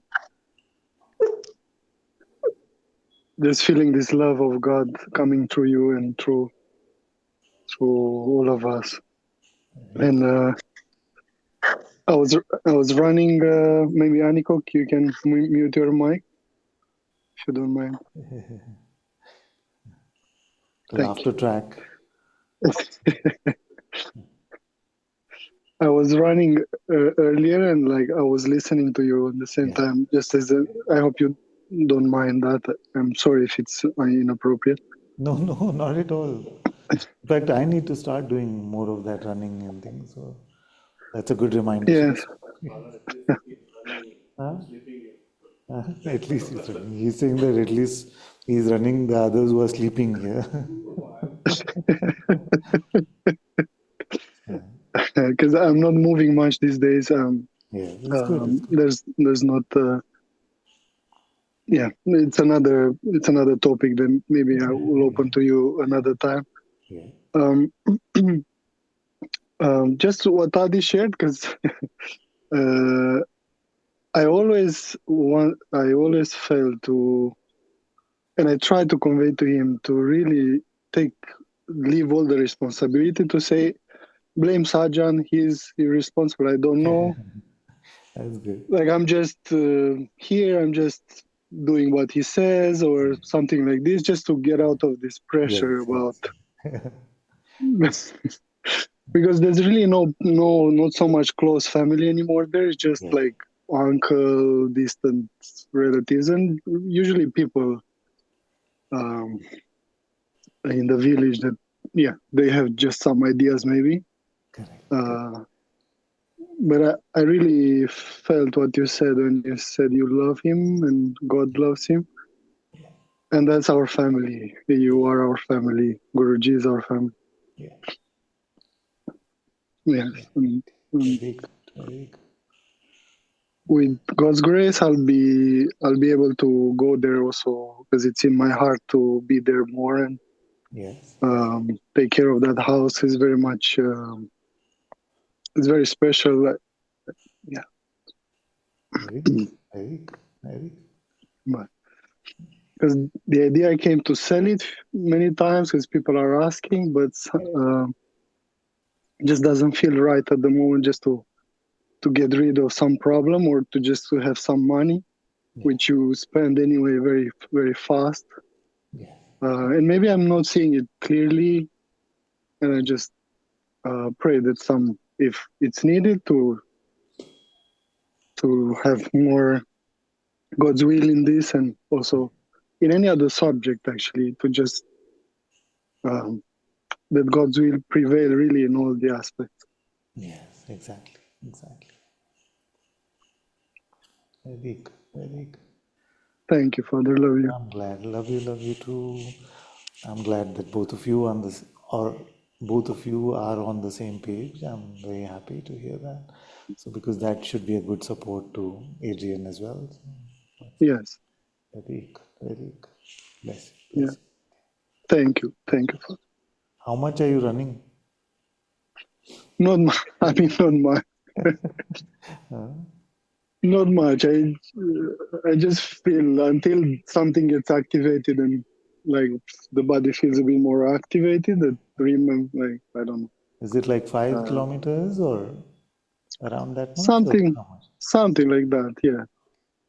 But I go with different speeds. Sometimes I go a bit faster to break some Yes, rhythm to have a bit more. that's good. That's some inspiration. We need to get some inspiration like that to start running. That's good. Thank you much. Love you, Father, and love everyone there with you. Love you so much. Thank you. Thank you. Okay. Let's go to Samia. Let me see. Samia. Hi. Hello. She looks good.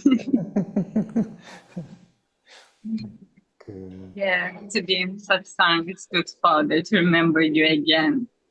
Yes. But as soon as you go, I also go. You also.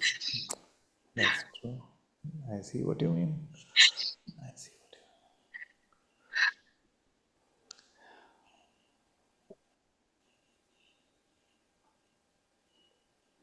mean.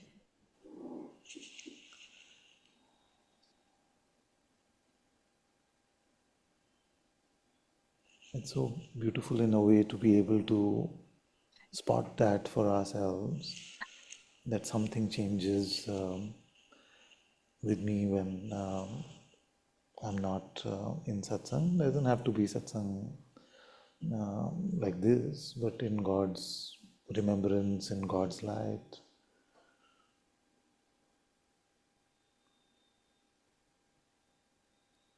So, as much as we can, just do you have like a toolkit? Do you have like, I need a lifeline? No, I've spoken about this often in satsang. That What, Father? I cannot hear you well, Father. I'm can't sorry. hear Can so you well. please I'll speak up a bit. just hold on with this? Yes. Okay. So I was saying that all of us playing in this lila with Maya need the help of some tools, some toolkit, some lifeline. So you rightly said satsang is a good lifeline for you, but after it is over, then it feels like you drift back into some other mode. Like you said, I also go. No? So that I also go means the true you is not felt anymore. Is that the way you said it? No, Father. I still feel like just presence of God is holding me. Yes, that's good. So I'm hearing myself from other. Oh, sorry, Father. I need to do something. Okay. I'm hearing myself. Yeah. Okay. So, oops. Okay, I'm sorry. No problem. So I feel like presence is holding me. It doesn't leave me, but so much confusion in my head.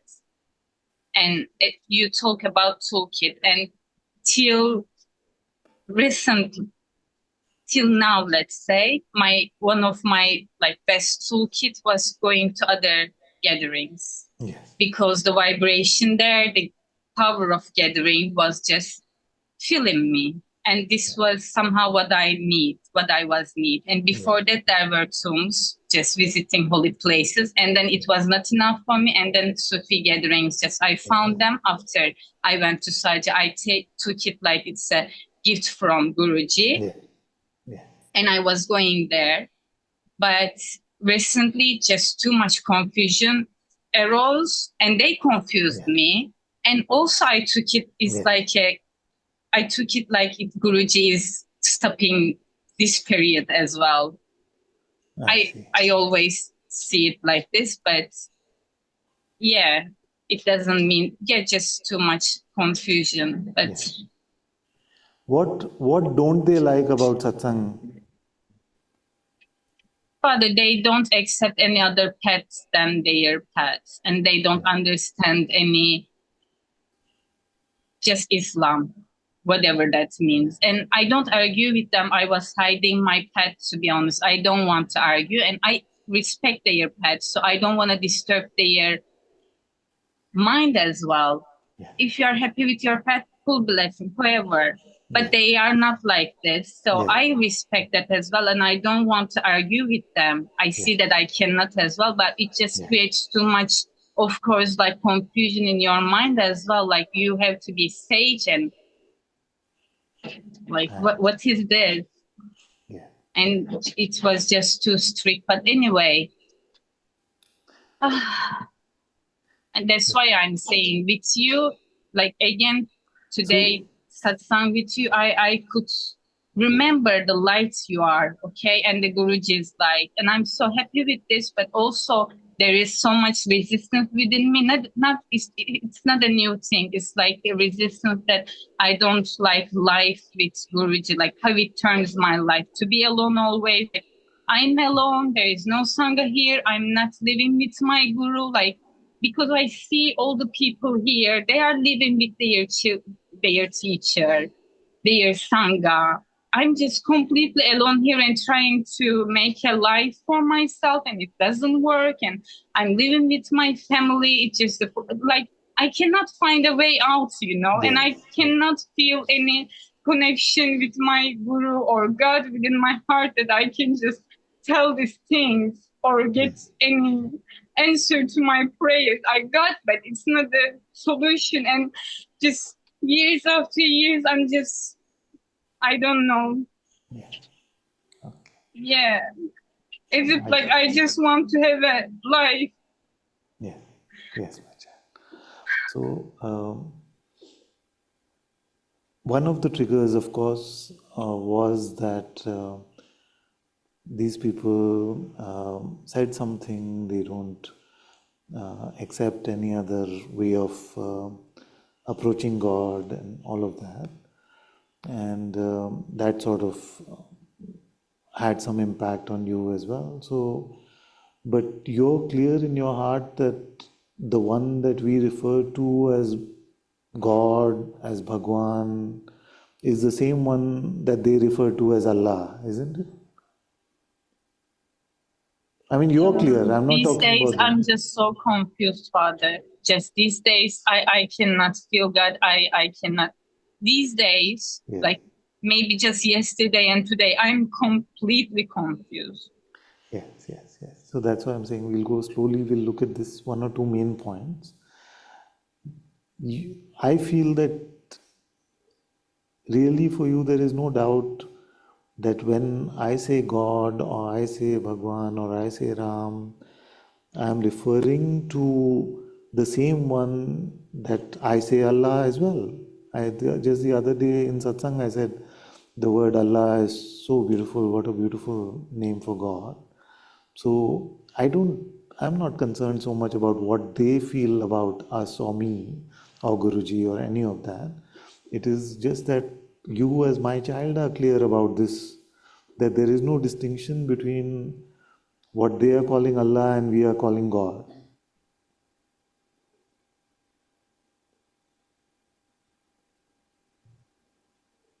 I don't know about God or Allah. I just, I don't know. Presently I'm just seeing incredible arrogance. This incredible arrogance, and I'm in shock of just this spiritual arrogance. I want to see God, but all I see is just spiritual arrogance, and I became like, this path is just about me being a greater me. Is it this, like this? Yeah. So that's why I'm just so doubtful and confused, because this was what I see, just spiritual arrogance, me, and every teacher, I just saw this me. Other than you, Father, you are taking care of us. You are really just doing everything for me. I don't see any selfishness in you, but other than you in everything, I just listening and I just see me, and me. Yes, my child. But I'm saying that beyond all the teachers, beyond even this one, I'm just saying that beyond all of this, spirituality, the path that we are on, the love in our hearts, is for that same one. And all of this, if it is distracting you, just try to see within your heart whose light is shining right now. Who is there living in your heart right now?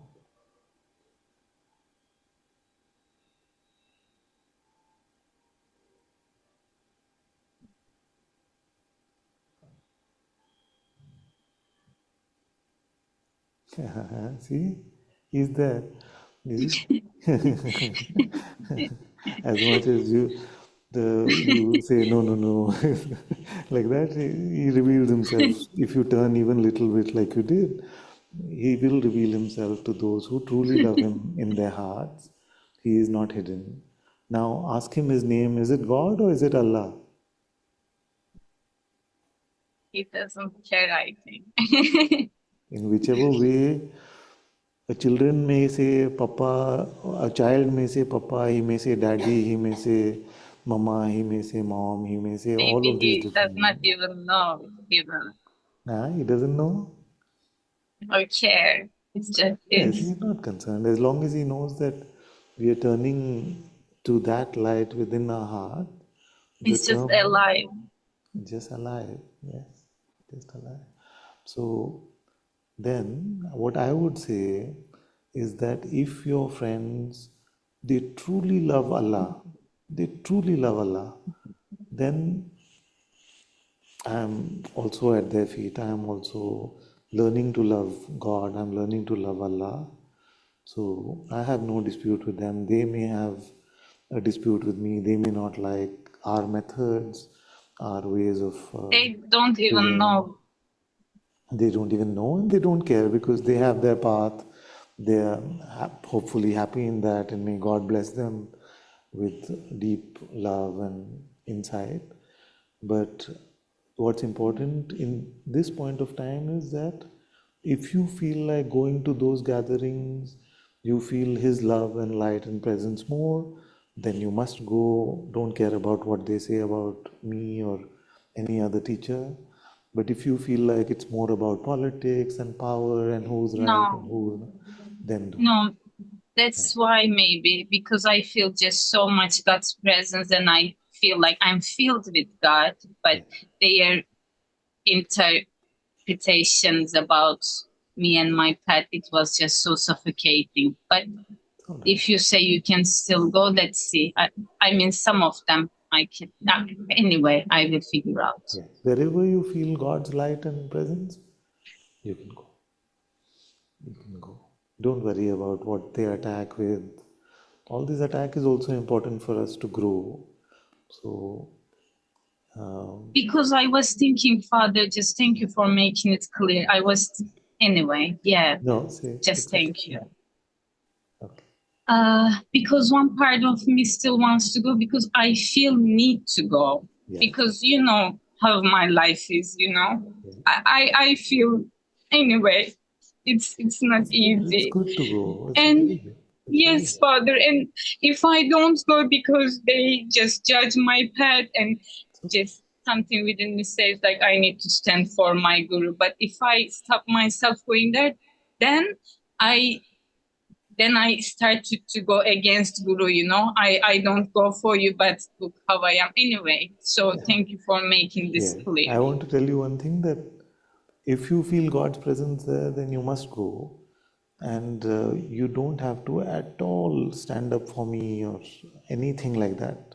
I am also on that same path. They may not see it that way, but we don't have to convince them or explain to them. Like, love for God is love for God. It doesn't matter what the method is so much. Of course, they won't agree. Just like we are the strange ones. Like, I am the strange one. I have to admit that. You know, that like, we had Vishnu Sahasranama, 1,000 names of Vishnu puja that day in Satsang. Peter was also here, so we felt a bit to do that. And next day we went to New Ark Mission, which is a Christian belief system organization, and then we went to the Infant Jesus Church on the way back, and we spent a beautiful time in the Infant Jesus Church. Now, people will say that this is crazy. You can't do Vishnu Puja one day, go to church next day. So I have to admit that in this situation, I am the strange one, and I'm not expecting many to understand. I'm expecting only few will understand. So don't bother whether they understand or don't understand. Just wherever you feel God. One test I will give you. If God says, if you turn within and you're in satsang or you're out of satsang and you get a sense from within that you must not come to satsang, then believe that. Or you get a sense that don't go to the other places, then believe that.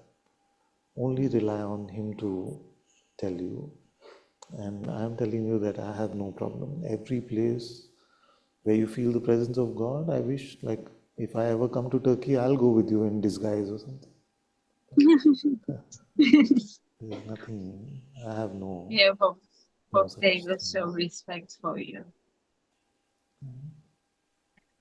What will I do with worldly respect? We don't need anything in the world. As long as I am pleasing in God's eyes, that is more than enough for me in my life. What will I do with what people think of me and don't think of me? How we will know that we are pleasing God?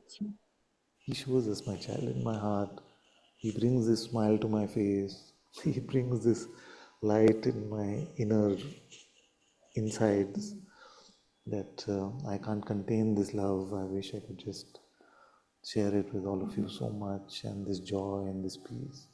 If those are not signs of His being pleased with me, then there is no sign that I can find.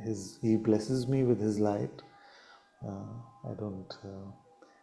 There's nothing else which is so important.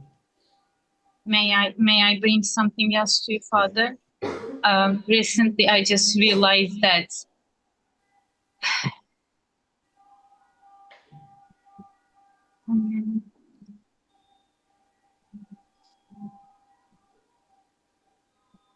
I feel like I just want more distance from my mind. Yeah. And that means for me, I found that I am just unhappy. And this is just mine. And I'm always living in this unhappiness, and it's just kind of habit. My mother was like this. She was incredibly unhappy. And when I was a child, I was inquiring, you know, because I was just so happy as a child. And I was trying to feel that unhappiness, how someone can be that unhappy. And I could not find it, and I live it. I continue with my happiness. And I grow up, and the same unhappiness that I saw in my mother, I carry that now. And I don't want it. I just want to be happy. Yes, my child. Yeah. Unfortunately, this happens a lot in the world, that the afflictions of the parents also then, as conditioning, the children have to go through, which is so difficult for them. So one path you said is to be the observer, get the distance from the mind.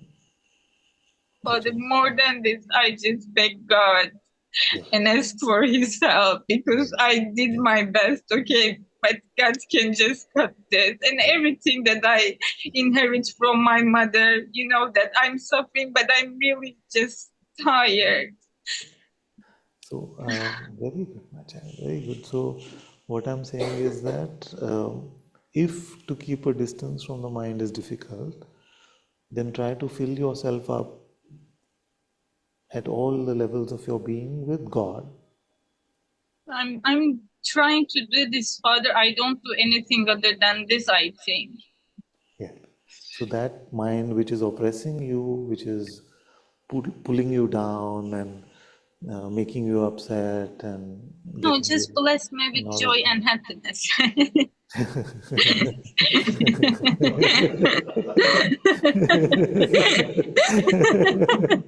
That's it. That's it. See, so much joy and happiness. Did you say forever? Should I say? Yeah, forever.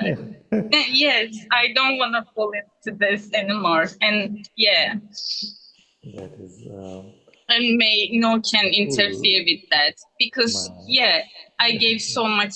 Okay, other cannot interfere with this and interrupt also my happiness. Okay, deal. I always praying for you and all of my children to only be happy and smiling, only be happy and smiling, joyful, full of light and love. That is my prayer forever. But I have a but to add in that. I have also but Yes, first yes, you. yes. So the but is that I can never say that I love my children more than he loves his children, which is all of us. And I can never say that I know better what should happen to them more than he knows what should happen to them.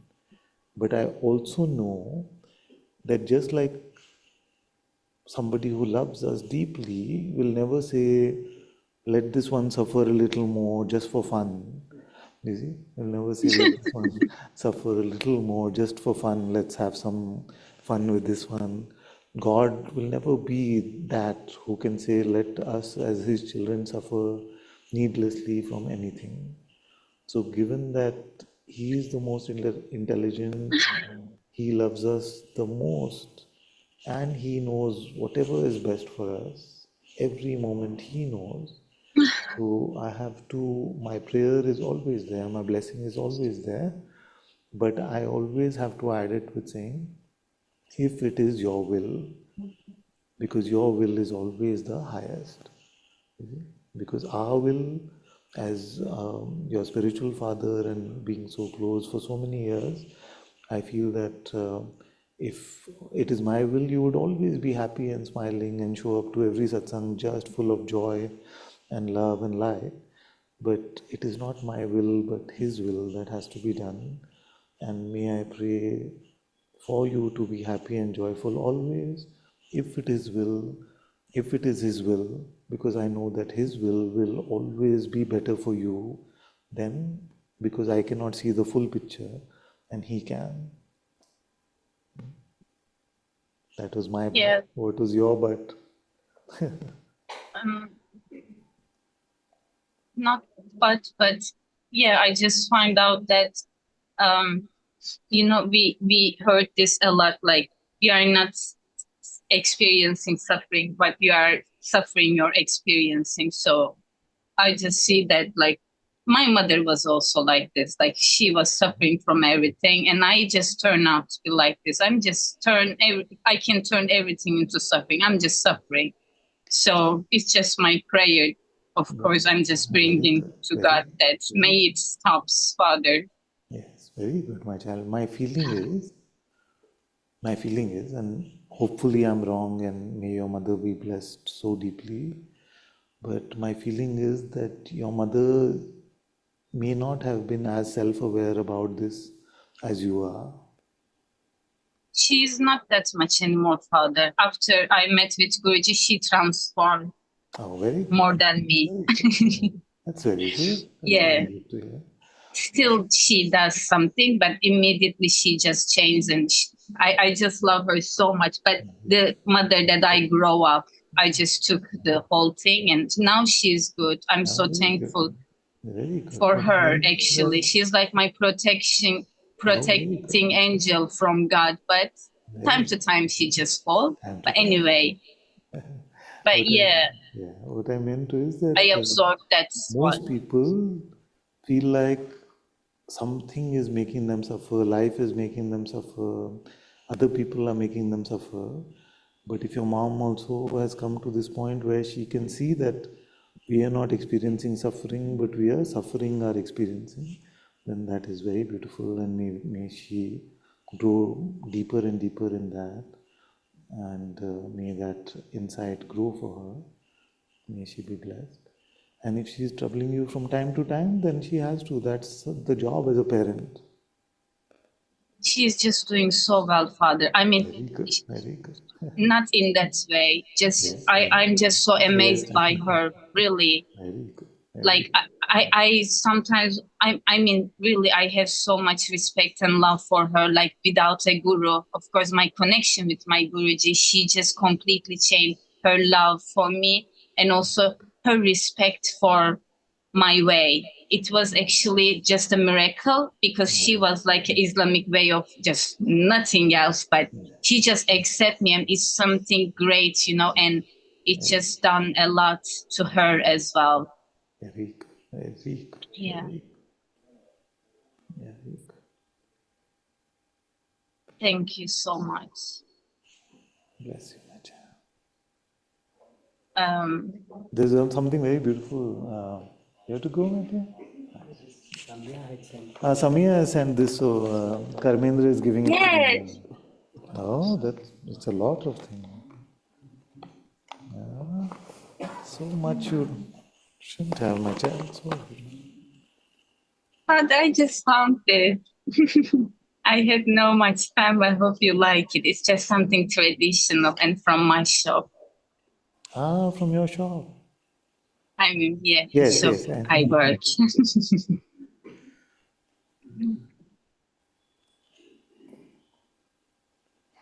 These help, yes. I'm very But clumsy. please open later. I feel shame. Open later? Okay. Other thing you can check, but that one. Okay, It's just something traditional.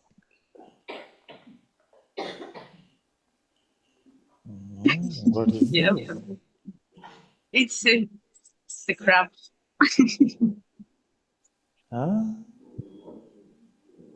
It's a scrap, Father. Scrap. You know scrap? I see. Yes. Okay, this is That's why good. I said open later. No, this is very I good. work in a shop of Turkish bed, traditional Turkish bed. Yeah, these are the products.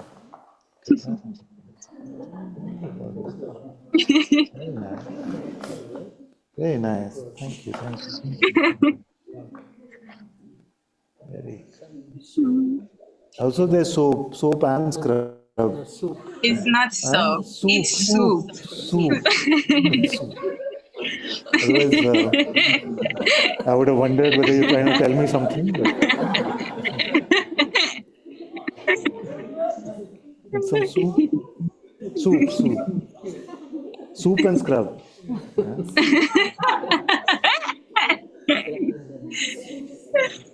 What does this mean? That's Biberli Tarhana. What is it? Is that the name of the shop or is that? Tarhana, I have no idea. It's the name of the soup. Biberli means tarhana with the pepper. Yeah, it's made with yogurt. Okay. It's I'm going to try this tonight. Thank you. Tonight. Very, very nice. Thank you, my child. Bless you. Thank you, Father. Thank you.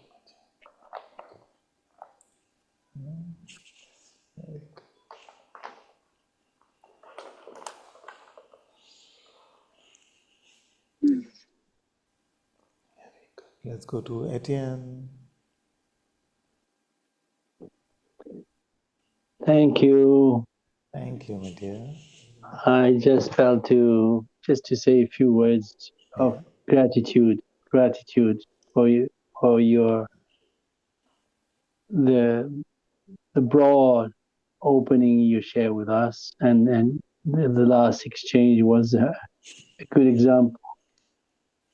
Was a good example of it, and for me, we are blessed to be given by you and Guruji this receptivity, which is, I mean, I in my own way, learning to receive is everything.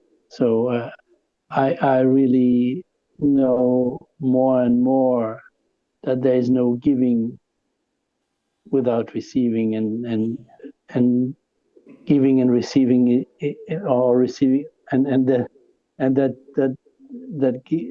receiving is, that's giving. We have to give ourselves to receive.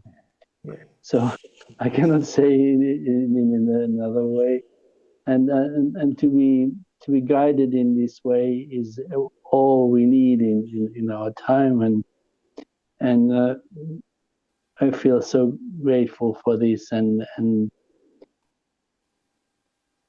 we have to open our arms so broadly, so widely.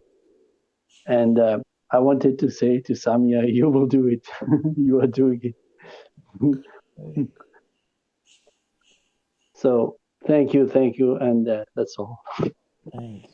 Very beautiful. Thank you.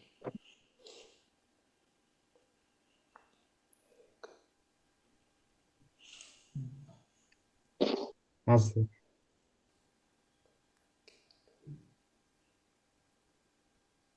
Master. Yes, my dear. Sorry, I thought I heard something. I wasn't so sure. Good. Sorry, I wasn't able to find the button to like raise the hand, so no problem. That's why. At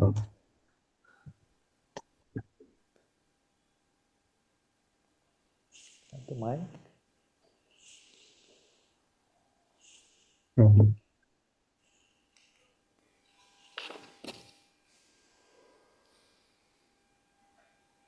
Thank you. Thank you for continuously revealing this in my heart, and I've been seeing that somehow, like, sometimes the sense of being lost like happens, where it's like, wait, sometimes like I'm just lost in like emptiness somehow, but it's not like it's like in a loving way, it's like happening sometimes. Can you say this part again? You feel sometimes like you're lost? Being lost, like lost in emptiness, but not in that kind of way. Like, although sometimes, like in my human like sense of self, it's like something's a bit confused in a way. Like some confusion like happens. Yeah. But because I always feel like the presence, it helps in like a comforter, you know. And I'm so grateful that, you know, like when Jesus said like the Holy Spirit is a comforter that is always going to like comfort you. Like seeing these words as like a living experience is like, I'm just so grateful that you're just turning like all the words into like a living experience and living truth. And something has been happening is like sometimes when I've been reflecting also on like how like the way of seeing has changed. And I don't know if it's like a question, but I've seen that something that has been eroding, yeah, in the way of seeing, like a sort of dissolution. And so when I speak to like family members and which they have like very rigid concepts, because something, I know, like the sense of holding on to even the concept about God now feels untrue compared to like just being empty. And it's like when it's very similar to what Sister Samia was speaking about, like when people have a rigid belief, and it's like it's very difficult to speak about like God to them, and so I just realized that mostly when just like pray quietly in my heart, because it's like this is sort of blindness. Um, something is deeply believing in like the image that is appearing. The somebodyness is so strong that it's very difficult to like, like speak in this very direct way. I always know that you've always said, and I always keep this in my heart, that to never say that this part is like higher or whatever it is compared to another part.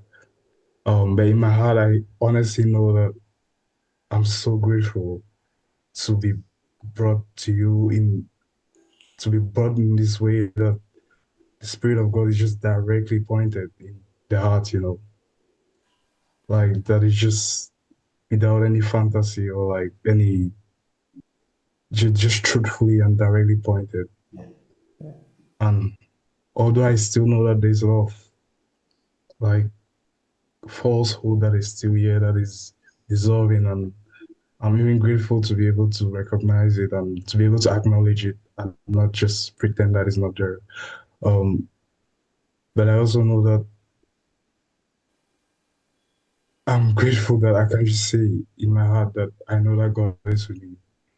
And sometimes it happens that the like the seeing place where like from where the seeing is coming from, like something is turning towards that, and it's not landing on anything. And maybe that's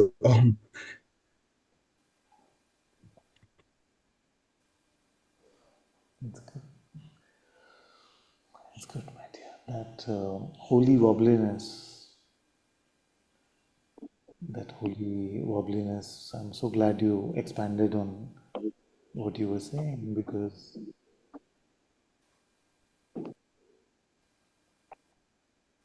everything,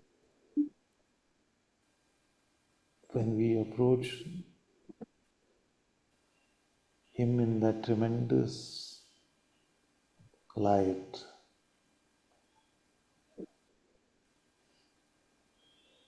see, the highest light cannot be perceivable through human means. The highest light only has to be recognized through the eyes of the Atma, the Holy Spirit itself. So, because of our human conditioning, when we approach that highest light, it can seem like a nothingness or an emptiness. But in our heart, we know that there is something very, very deeply holy about that place. So everything human about us starts to shake in that wobbliness, but everything within us which wants to merge or wants to see our reality with God, wants to stay and go deeper and deeper into that. So it can seem for a while like a tug of war that is happening in our lives, but it's very important for us to grow through that. And sometimes these experiences can feel like death, sometimes it can feel like the dark night of the soul. So many different things can happen with us, but they're very important in God's curriculum that they happen in whatever way He has planned for us. So it is very natural for us to feel that lostness, that wobbliness, because there's nowhere to stand. We are encountering that which is so unexplainable, the greatest of all lights, which we cannot perceive. We can't even look at the light of the sun. So that which gives light to the light of the sun, we can never perceive, but we recognize somewhere deeper in our heart. So I'm glad you're looking at this in this way, and may God bless your steps so deeply that you deepen in this holy light so much and you keep falling more and more in love with Him. It's very good. And many of you are sharing similar messages with me over the past few days, which is that our culture, our cultures and traditions seem to be so rigid in terms of what is our path is the best, our path is the highest. So, and in a way, we had an encounter last Monday, was it, or when was it, or last Wednesday, that also made us very grateful that God has blessed us in this way and kept us at His holy feet instead of getting confused with so much other type of spirituality which exists in the world. So let's just keep thanking God with all our hearts.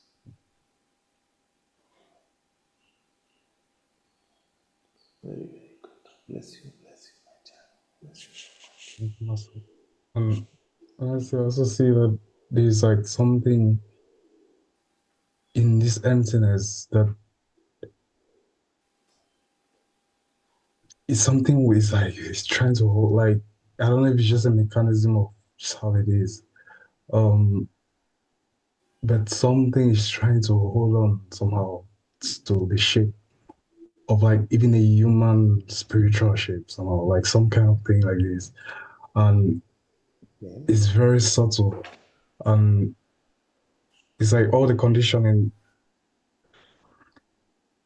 it's like there's some impressions as well that it's like somehow you absorb them as in the environment that you maybe you were born, and these impressions get absorbed and the conditioning where sometimes you don't even know why you believe some certain things. I don't know if I can explain that. And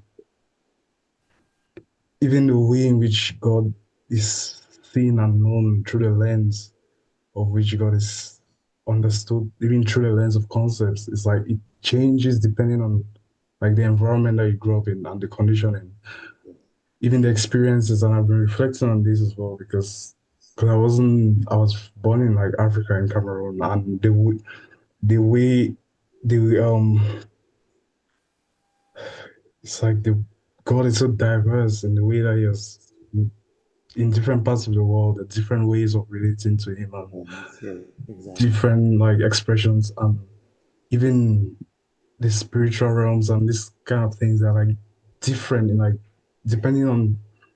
'Cause I remember sometimes like as a child, like I used to have like these dreams, and even going in an environment where it's very fearful, like it was more of an expression of like a fearful expression of God. And where but I somehow by the grace of God, I always something had this childlike sense of always speaking to God, or like of like saying, okay, like Lord, I did this mistake today. Please don't send me to hell. Or this kind of way. But it was just like that. And but I just felt always known intuitively that it wasn't in the way the condition through the conditioning, but he also played a part as well in he did something which I'm also grateful for. And like, even things like I remember like sometimes like as a child like dreaming maybe in this dream like some crazy monsters will be like following me, and then I'll like call Jesus and he'll appear and then like defeat. So even what you call like what you like things like the devil and this thing, they what I've seen is that what the meaning of those things like because the is no longer like the fear of being like an entity, and also like maybe like some scary people coming, it's like it's just completely gone. So I now see like it's like Maya taking different forms, like more like rigid forms, and now it's more subtle through the form of pride, or like a subtle deep like maybe spiritual self-concern or some kind of thing. So like it's subtle, it's becoming more, and those things, the tangibility of them is like becoming more and more subtle. And so that's why it's so difficult to speak about it. And sometimes it's just I just whenever I'm like speaking to like family and they have this kind of way, it's just I just stay in this emptiness and let whatever come to speak to that, to just speak from that, because it's not necessarily about what's right, but it has to be met at the level that they can like absorb it. You know what I mean? Like, and I'm seeing that I'm also seeing that there is somehow something I have told you like is holding on, but it's like there's a part of me that is I just deeply wants to just be absorbed in the vastness which is unending. Because even within the emptiness as well, it's still there's a seeing that is happening. Like there's a sense of even right now I'm speaking, but it's like some sense of personality is still inside this. Some sense of divine like and like somebodyness. I don't know if it will ever erode fully. But it's not it's seen from like another place. And the place from where it's seen from, it cannot be pointed, like nothing can touch it somehow. And when trying to see, but where's the source of this seeing? That's where like something is going, something is going, after something like comes out. Like because and but I just know that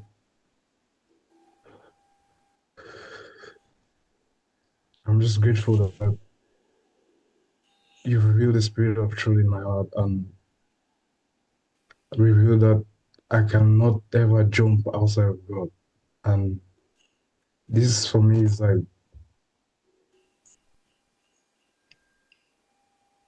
is the most important like seeing.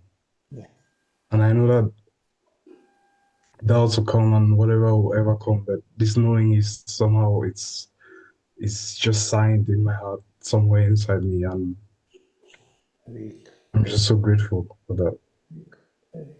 Thank you.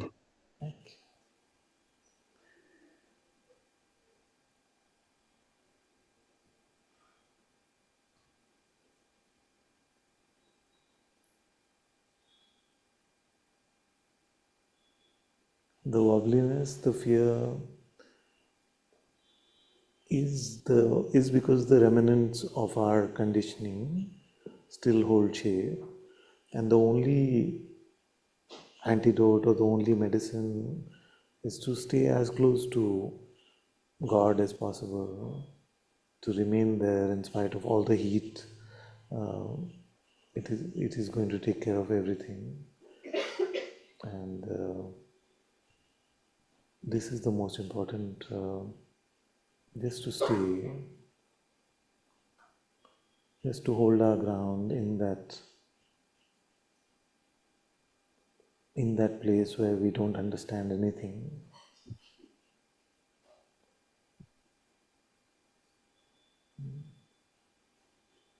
Bless you, my child.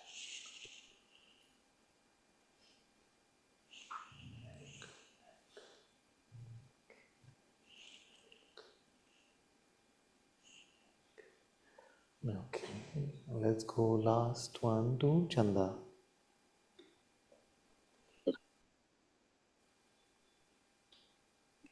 Hello. Thank you so much for calling on me. Thank you so much for calling me, Father. Can you hear me? Very welcome.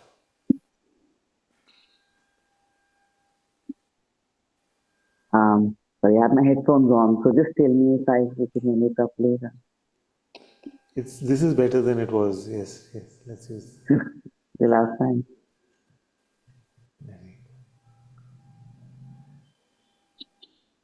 Father, it's been so long since I've spoken to you, and it's been so long since I've come there. Yeah. Um, I want to report what I have been holding on to, Yeah. which is uh, I feel the short prayer of thank you, thank you, thank you, forgive, forgive, forgive, bless, bless, bless, seems to cover most situations as they come up, whether they are from the body or the mind or the outside world. I do try to keep and stay with God as much as possible in one way or the other, whether it's by prayer or thought or surrender or gratitude or humility. Very good. Very good. I'm listening a lot. I'm not reading very much, but I'm trying my best to stay with God despite Maya pulling me from here or there all the time, and the constant perplexity as well. But Father, one is never ever quite sure, ever, whether all one can do is just keep surrendering. When the doubts come in, just keep surrendering. Yeah. And as a wave to the seas, you can ask yourself, are you this wave or are you the ocean? Who are you?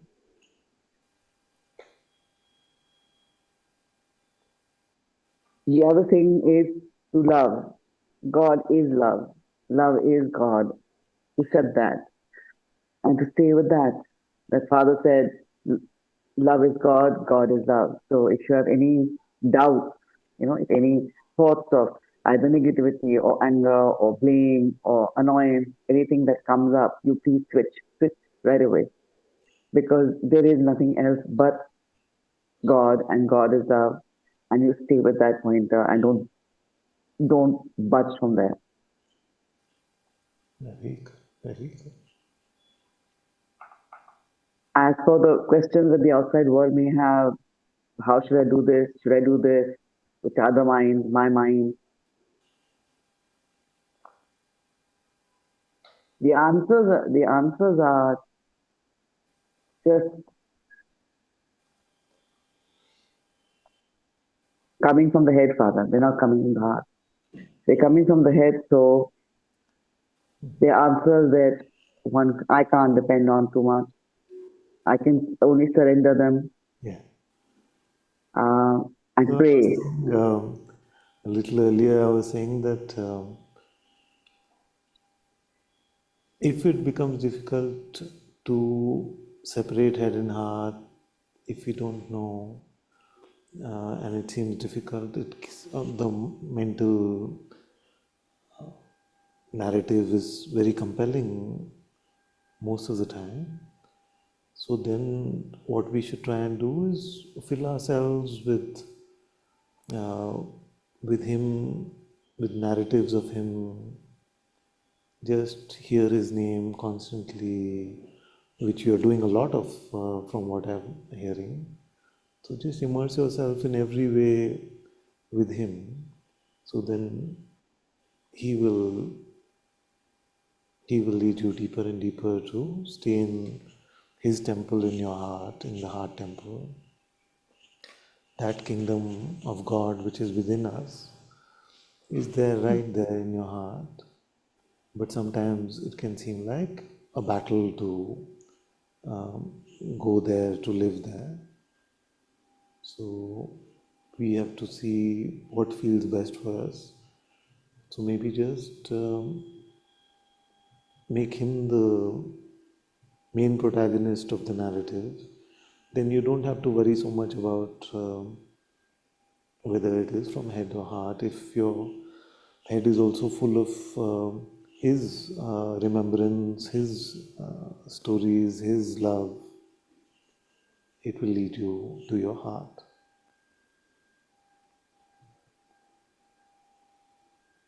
Thank you, Father.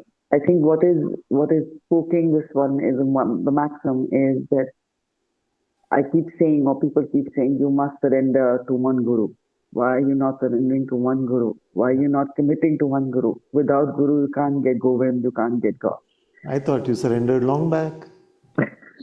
I'm just pulling your leg, don't worry. I surrendered to so many, Father, and then I love my father. I love others too. I don't know what to do. I have some good news for you, and it will seem like news you already knew, but we end up forgetting. You can only ever surrender to one guru. The guru is that one right there in your heart temple. That's the guru. Wherever he leads you is fine, but we have to surrender to that one. That holy Atma within you is the Sadguru. And if anyone is telling you from my children, then I'm telling them now to stop.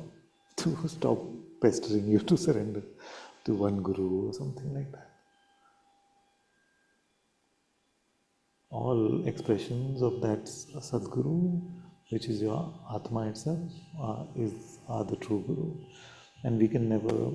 I see why they say it. It's not that I don't see, because it is very possible to get confused, because every teacher has the different expressions and their pathway. And sometimes it makes life very simple for us, that my guru has told me to do this practice, this is what I do, this is my life, done. You see, but those who are drawn to different expressions then have to be very heartfelt about it and see what can I follow, how is it to be done.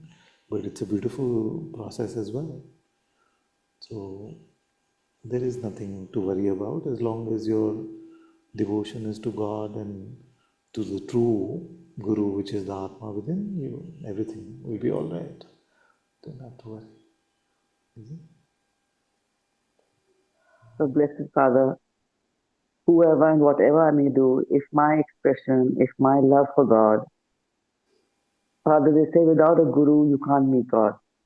Yeah. And I'm so scared if I don't surrender to the one guru in form, I will not be able to meet my God. Yeah. And I am desperate to meet my God.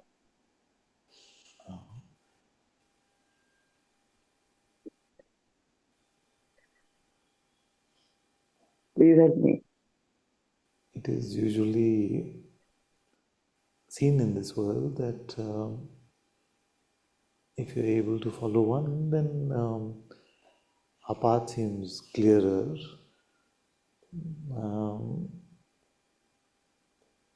But there is a time where your heart is drawn in various things, in various places, and that itself, as long as you're in the discipleship of the Atma within, whether it takes you to one teacher who you will one day say, I can rest here and I don't have to manage things myself anymore, I just feel like everything will be taken care of here, or it makes a amalgamation of beautiful paths that you may be encountering and makes you walk on your own road in that way, that the Atma itself will determine, because surrendering to one teacher cannot be forced. Has to be heartfelt, it has to be it has a lot of dynamics, a lot of forces at play when it happens. So don't worry about that. You just remain devoted to God as you are, remain devoted to the true teacher, the Sadguru, Vaheguru in your heart. Everything will be by His grace.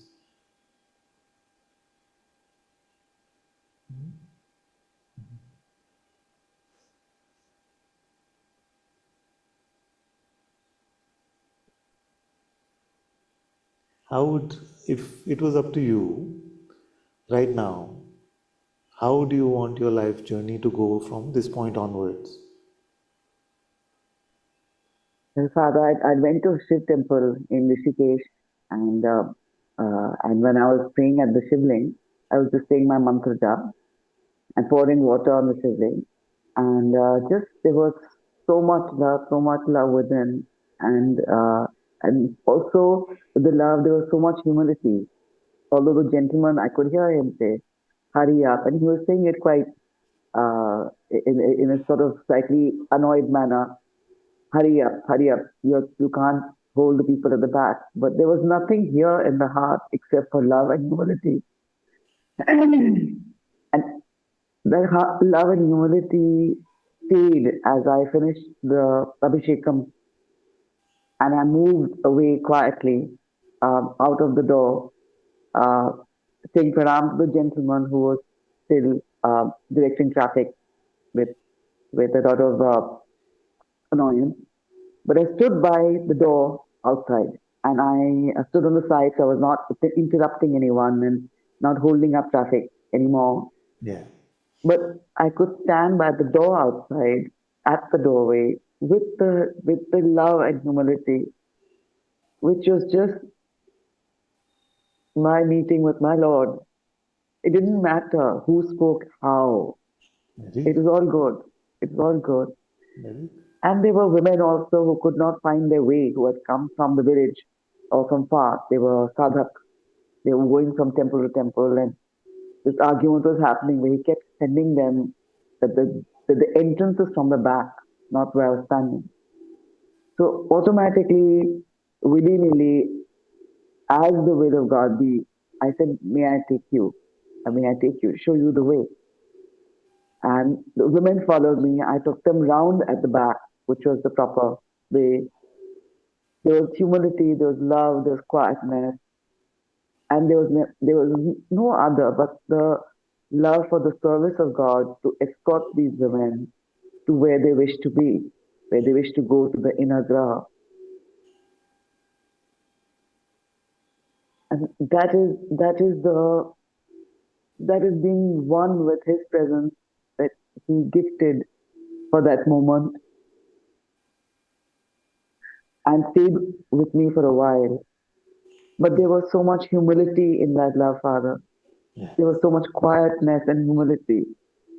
It did not matter if the whole world had shouted at me and abused me or called me names. It simply didn't matter who was shouting at me and saying what. Wherever you feel God's presence truly, then that is the right place for you to be.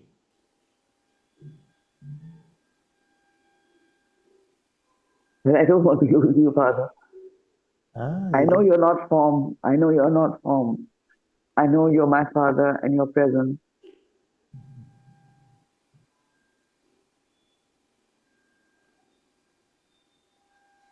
I'm with you, always with you.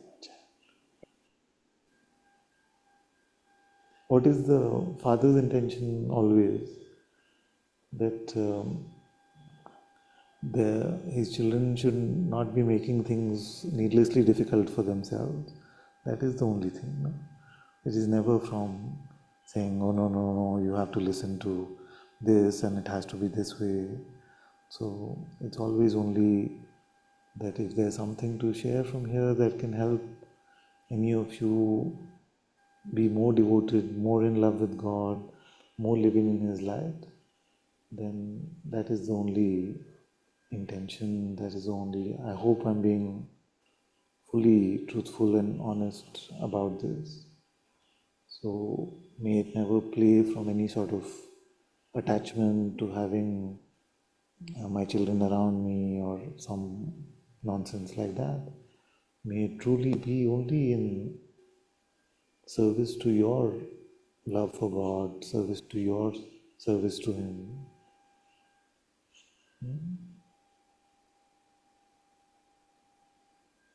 So if, as you say, you're meeting so much deep love and humility in this place where you are, then that sounds very good.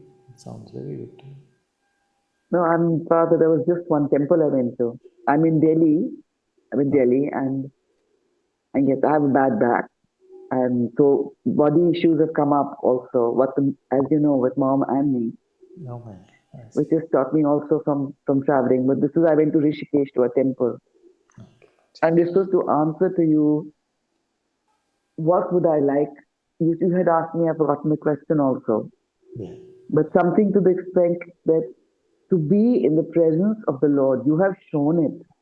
You have shown that to your children that you can live like this. You can be in the presence where there is so much love and so much humility, and you can do His work, and He will direct also. It was a very short episode. It was just 15, 20 minutes, but if one stays with God, talk about God. See, I don't know if I can be a teacher of God. I don't think I can be a teacher of God, but I can talk about God. I can speak about His Leela to people. I can spread my love for Him.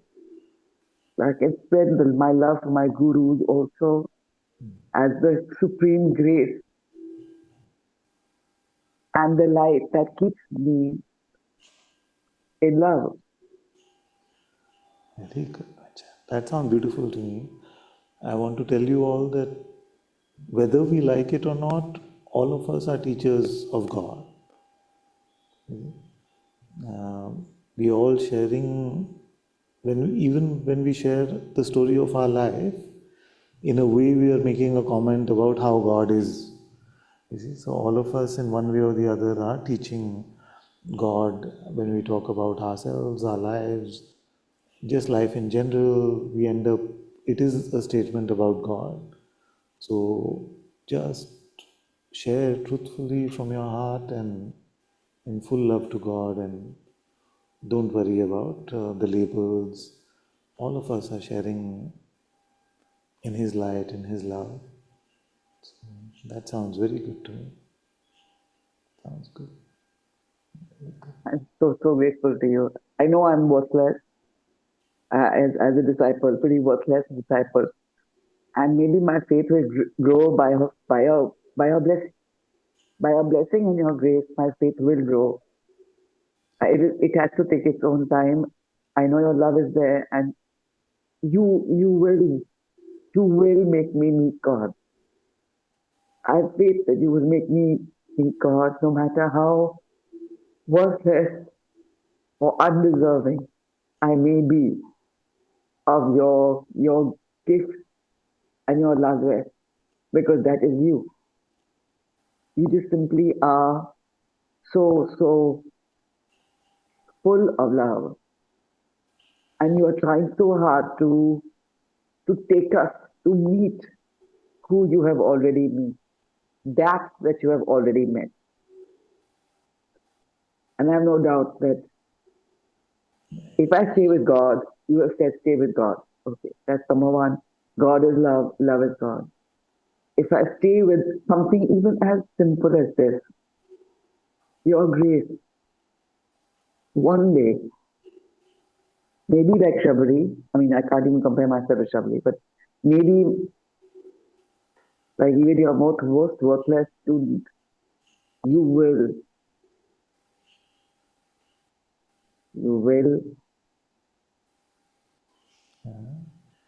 Not at all.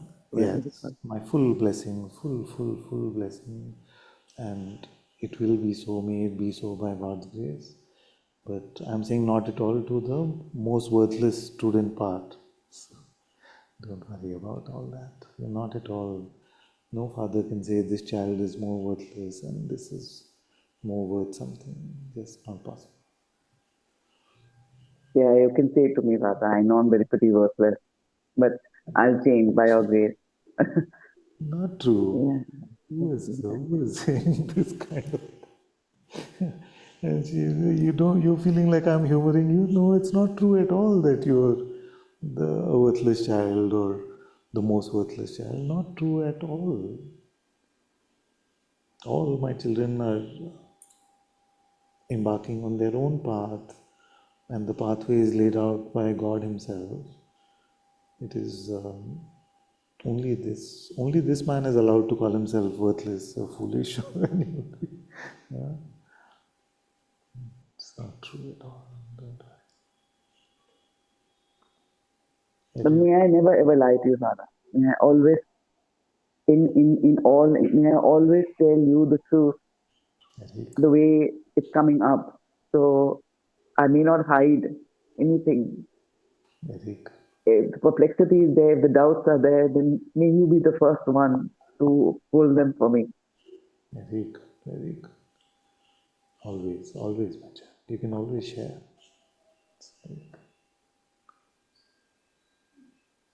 If you can give me other pointers, should I just continue like this with the love of God? Yes.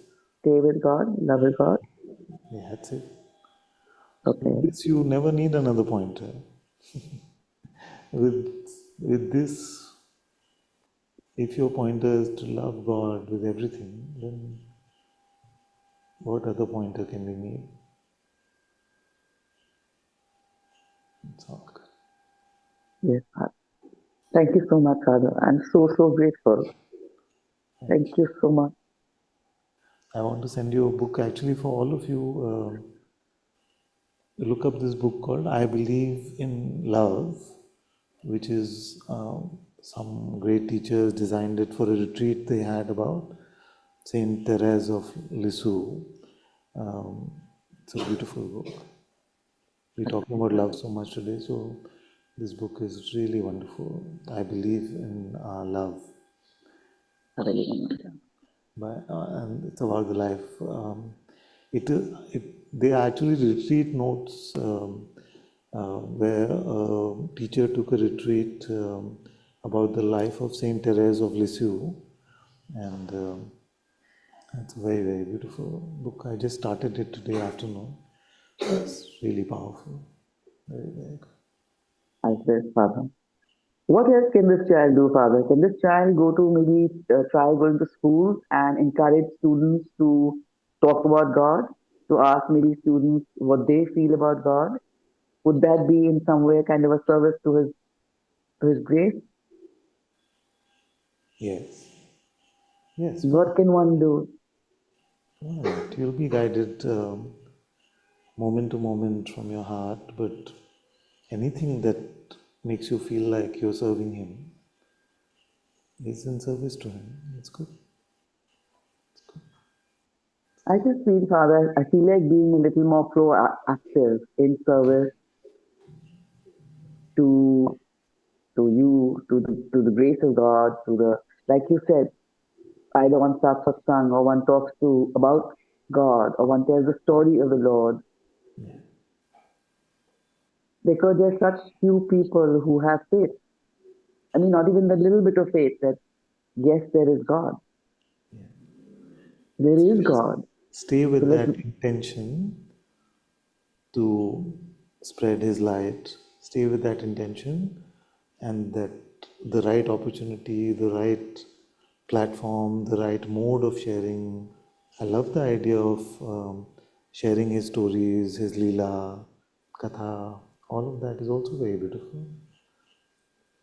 It'll come, it'll become clearer as we stay with this intention, and let's be in touch about this.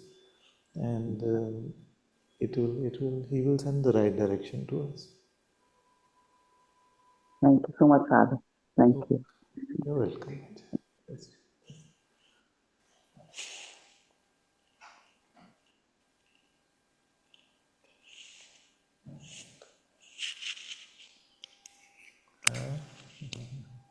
Long satsang. Sing the Hanuman Chalisa.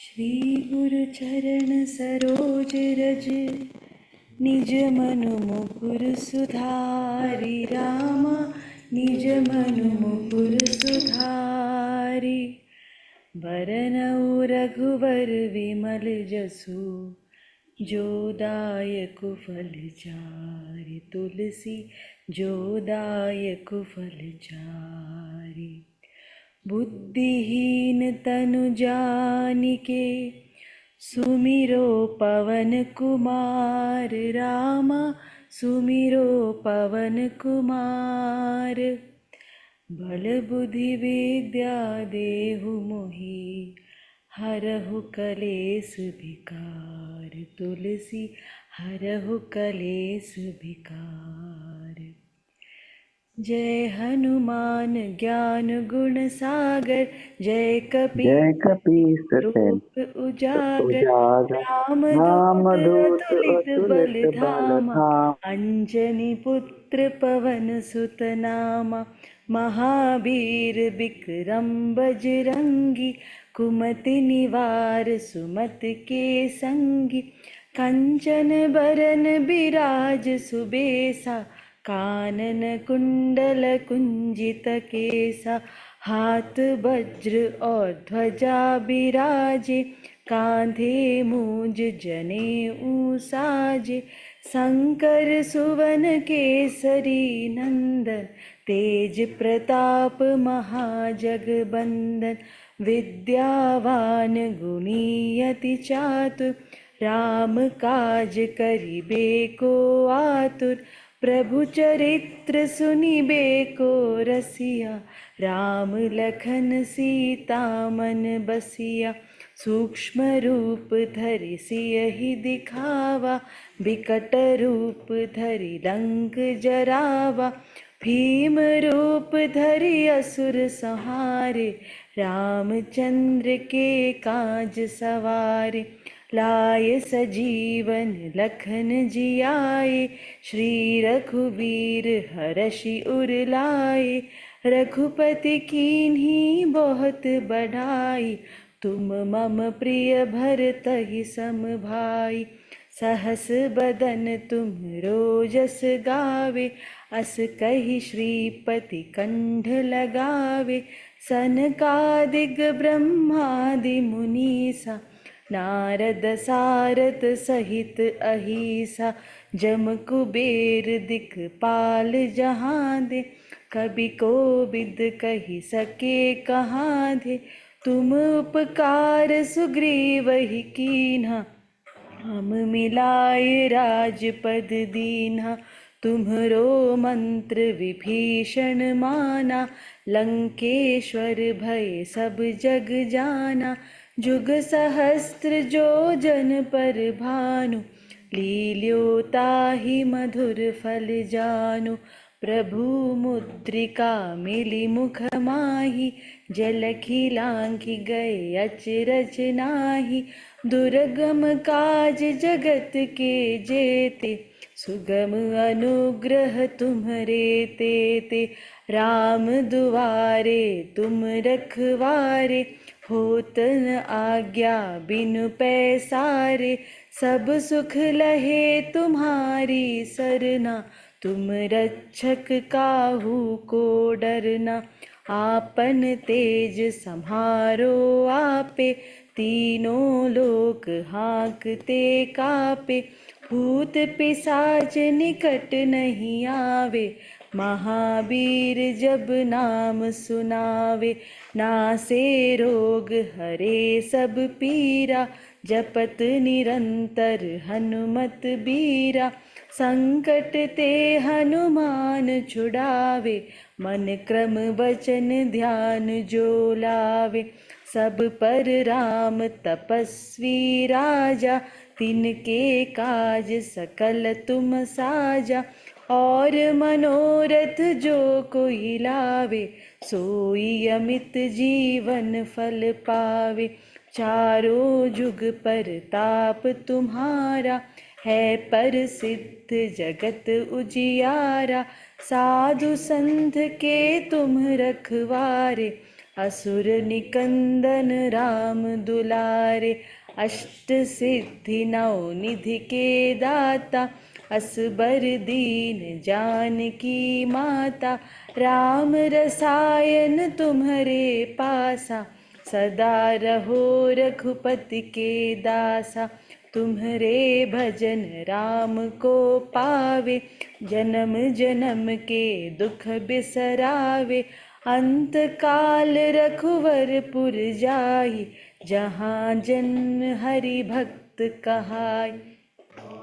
देवता चित्तन धरई, हनुमत से सर्व सुख करई। संकट कटे मिटे सब पीरा, जो सुमिरे हनुमत बलबीरा।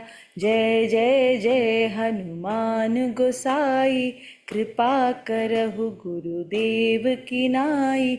जो सत बार पाठ कर कोई, छूटहि बंदी महासुख होई। जो यह पढ़े हनुमान चालीसा, होय सिद्धि साखी गौरीसा। तुलसीदास सदा हरि चेरा, की जय नाद हृदय महाडेरा। पवन तनय संकट हरण, मंगल मूर्ति रूप रामा। मंगल मूर्ति रूप, राम लखन सीता सहित, हृदय बसहु सुरभूप। तुलसी हृदय बसहु सुरभूप।